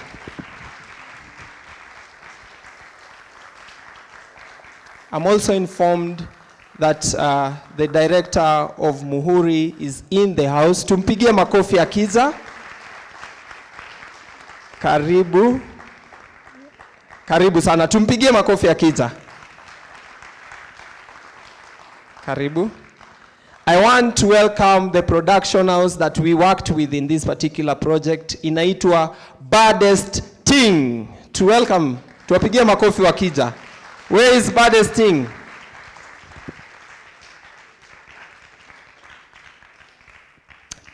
I want to also welcome any representative from our partner organizations that are in the house. I want to welcome the representative of Defenders Coalition, Winnie Sengwer. Tumpigie makofi akija. Alikuwa anangojea makofi. Amesema bila makofi hatoki hapa nje. Tumpigie makofi. Yes, beautiful. And I want to welcome wale wapishi wenyewe. Let's put our hands together for... Is there a representative that I'm leaving out? I want to call upon the representative of Amnesty International, Mr. Mona, you're not decided who's coming? You can come, all of you. It will be beautiful. Yes. Let's clap for her as she comes. I want to welcome the representative of IJM.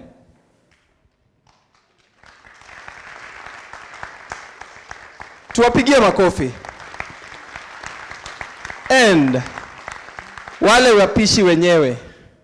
Mko tayari for the wapishi wenyewe? Mumewaona? Mnawajua? Let's put our hands together for Her Majesty Mogure Nest. Yes. Beautiful. Let's put our hands together for Flawless Konya. Let's put our hands together for Anthem Republic.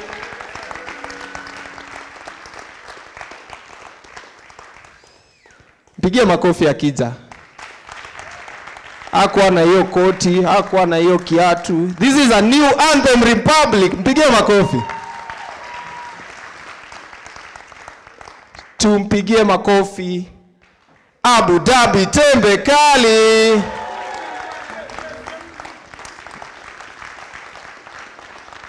And of course, in absentia, tumpigie makofi Juliane. So, I want to give the artists this chance to do what they do best. Hii ni ngoma yao. Vile wanataka kuilaunch, sisi tukae tu chini tusikie. Ama vipi? Kama ni kudansi, tu dance. Ama vipi? Kuna mtu sijaita hapa?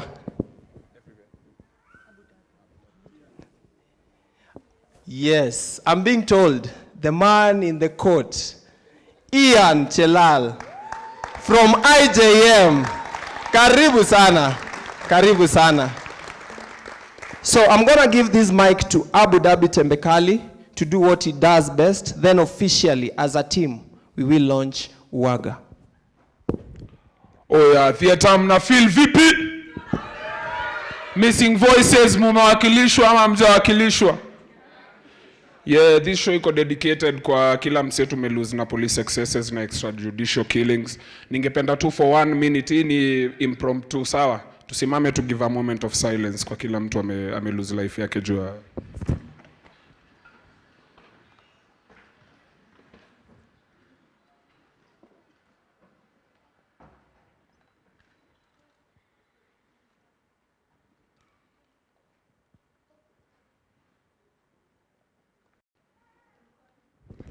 Yeah!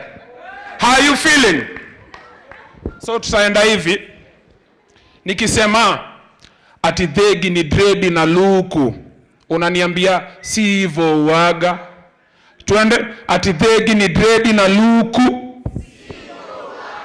Ukidandiwa na ops lazima utoe hongo. Ukituona tumekaa base, unadhani tuna blaze.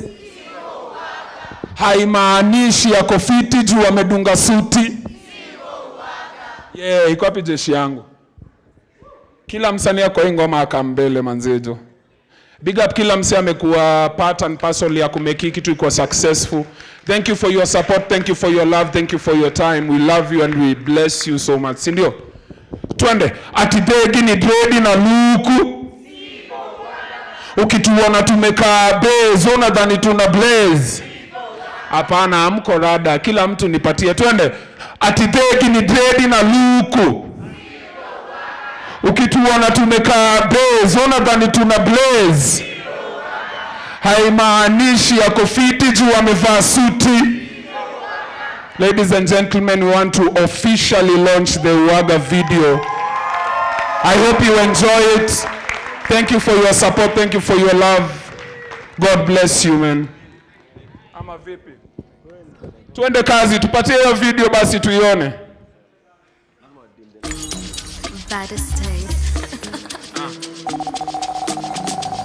Atitegi ni trade na luku. Si hivyo UWAGA. Ukidandiwa na op.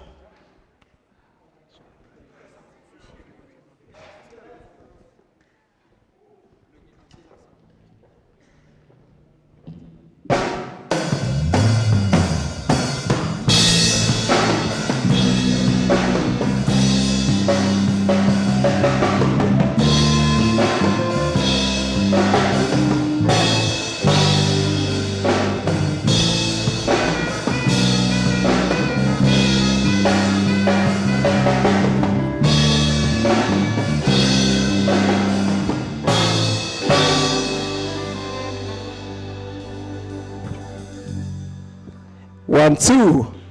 Are you ready for UWAGA? Are you ready for UWAGA? Let's watch UWAGA.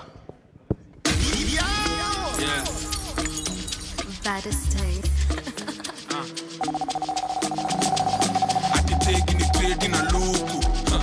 Si hivyo UWAGA. Ukidandiwa na ops lazima utoe hongo. Si hivyo UWAGA. Ukituona tumekaa base, unadhani tuna blaze. Si hivyo UWAGA. Haimaanishi yako fiti juu wamedunga suti. Si hivyo UWAGA. Sovereign power belongs to the people, lakini si hivyo UWAGA. Dhulma kunormalize, so nikiona Land Cruiser inakuja ni mbio natokaga. Wanakula mulungula, rushwa, stuka mlinzi. Wali recruit gwangi, finger ziko trigger, happy bullets zina fly, body zina pile up, city mochari. UWAGA. Si hivyo UWAGA. Si hivyo UWAGA. Si hivyo UWAGA.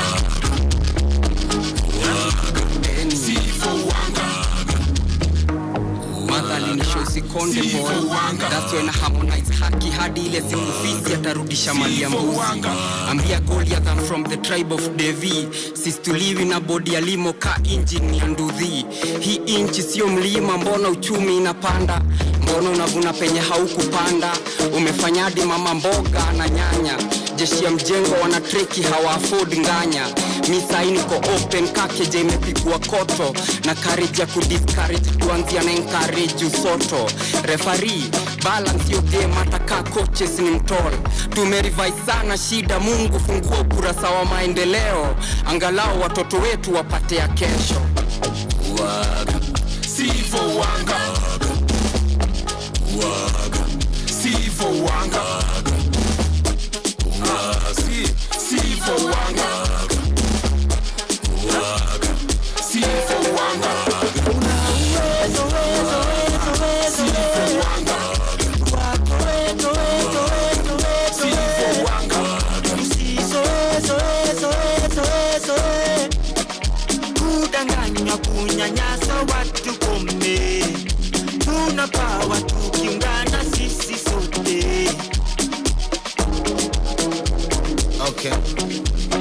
Wanadhani si wanyonge kwa sababu tuko silent. Na tufananisha my friend. Kupigania haki sihitaji hadi ID cause already nina license. Na kadi ya kura kwa tuma into hide. Mazembe zumbuku kumzungwa reli. Na vitu kwa ground sina kweli. Tupigi goti kudeli heri. Ambie mheshimiwa sisi si watumwa na heshima si utumwa.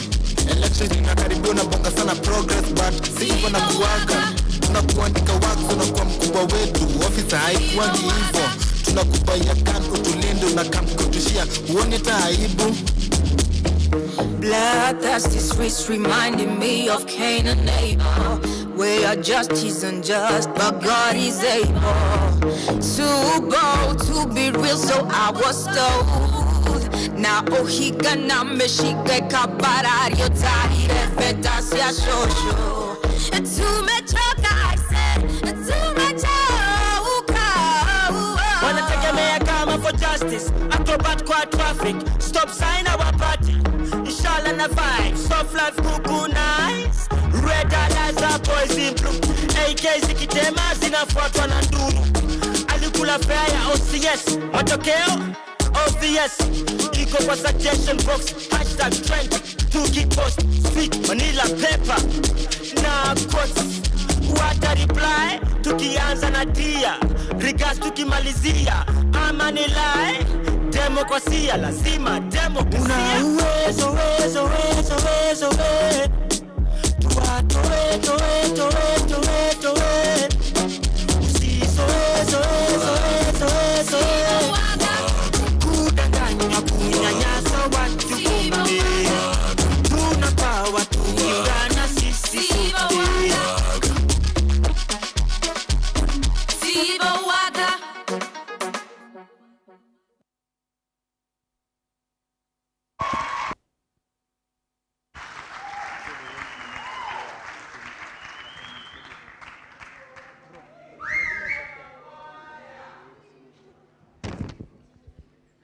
Give it up to the team again. That is a powerful song. Sio. I want to again give thanks to everyone that took part in this, and more so the coordinator of the Missing Voices Consortium, Eileen Wanjiko. Let's clap for Eileen.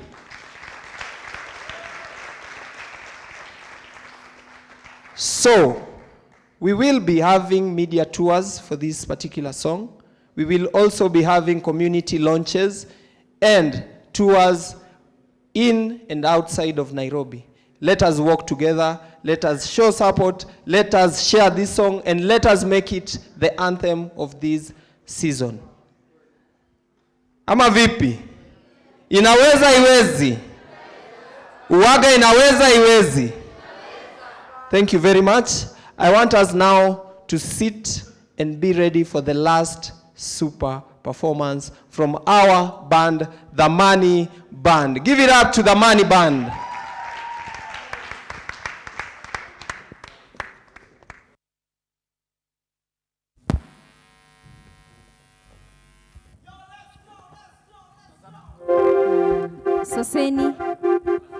Saseni tena. Kwani hamjachangamshwa? So this is the Money Band. We are from Korogosho, Kariobangi. And our first song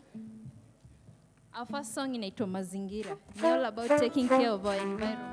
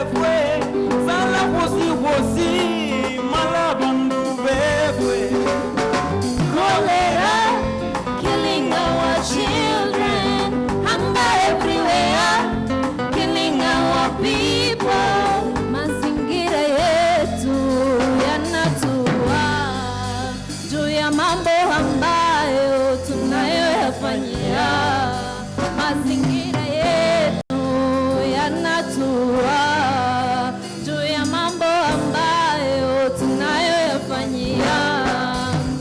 Cutting trees east and west, kutengeneza makaa, kutupa taka kila mahali bila kujua yatua.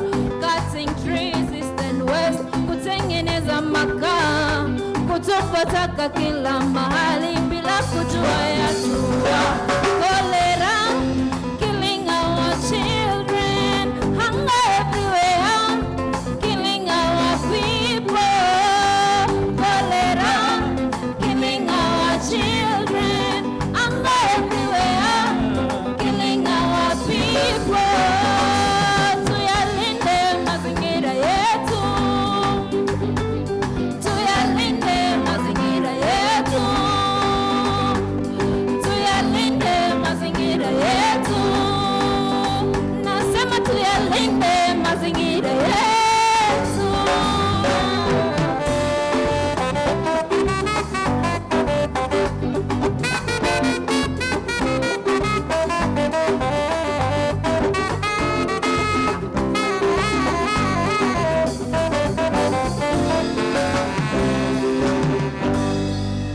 Mazingira yetu yanatua juu ya mambo ambayo tunayoyafanyia, mazingira yetu.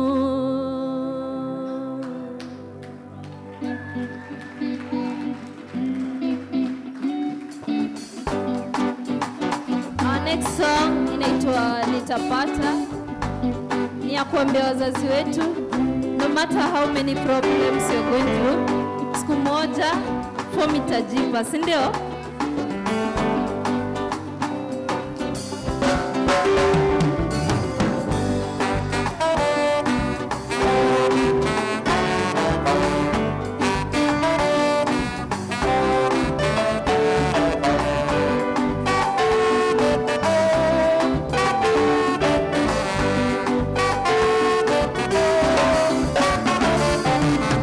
Asubuhi nayo imefika, choko vifaranga wanawika, gari ya Mluya iliibwa ika, lakini bado nakazana. Mama simu wanapiga, lari mwana tuma kitu, angalau ya chama nikatoe, tupate baraka zidishiwe.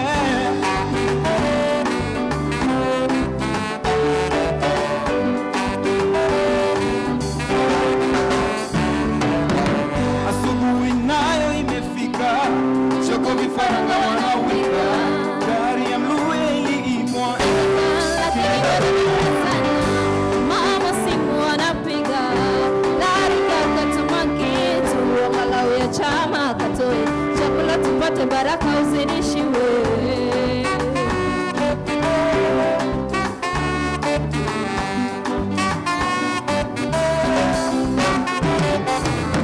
Sema one day nitapata tu mama, usijali utakuwa very happy. Mwanaume bado nakazana, usijali utakuwa very happy. One day nitapata tu mama, usijali utakuwa very happy. Mwanaume bado nakazana, utakuwa very happy.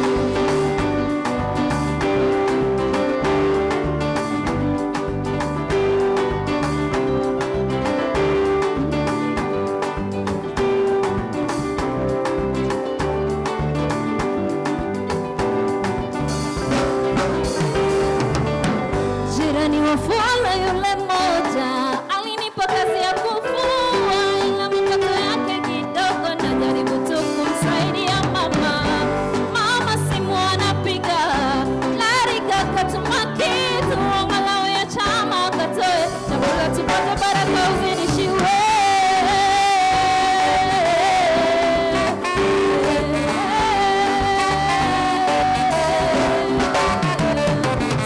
Asa one day nitapata tu mama, usijali utakuwa very happy. Mwanaume bado nakazana, usijali utakuwa very happy.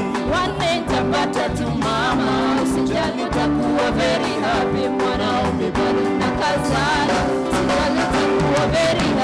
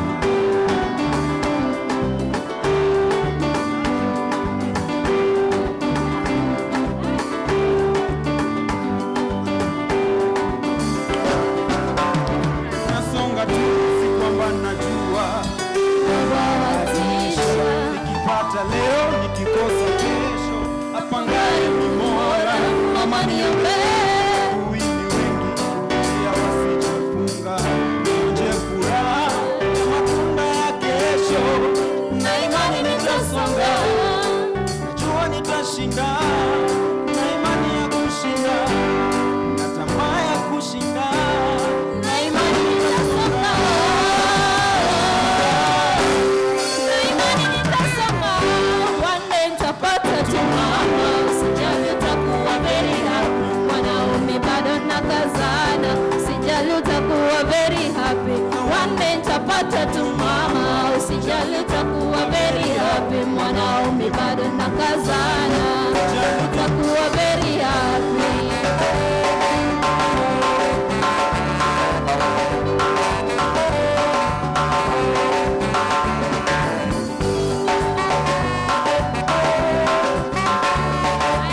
Tuimbe pamoja, useme tu utakuwa very happy, utakuwa very happy. Nice. Utakuwa very happy, utakuwa very happy. Nyinyi tena, utakuwa very happy, utakuwa very happy. Utakuwa very happy. Mama simu anapiga, Lari kaka tuma kitu, angalau ya chama akatoe, chakula tupate baraka uzidishiwe. Asanteni.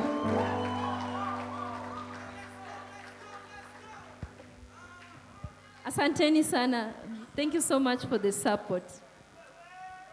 Tuendelee ama tusiendelee? Tuendelee ama tusiendelee? Asanteni pia sana, tutaendelea hapo nje. And this is a day that we give you UWAGA, available on all streaming platforms. Share and make it an honor. Thank you very much.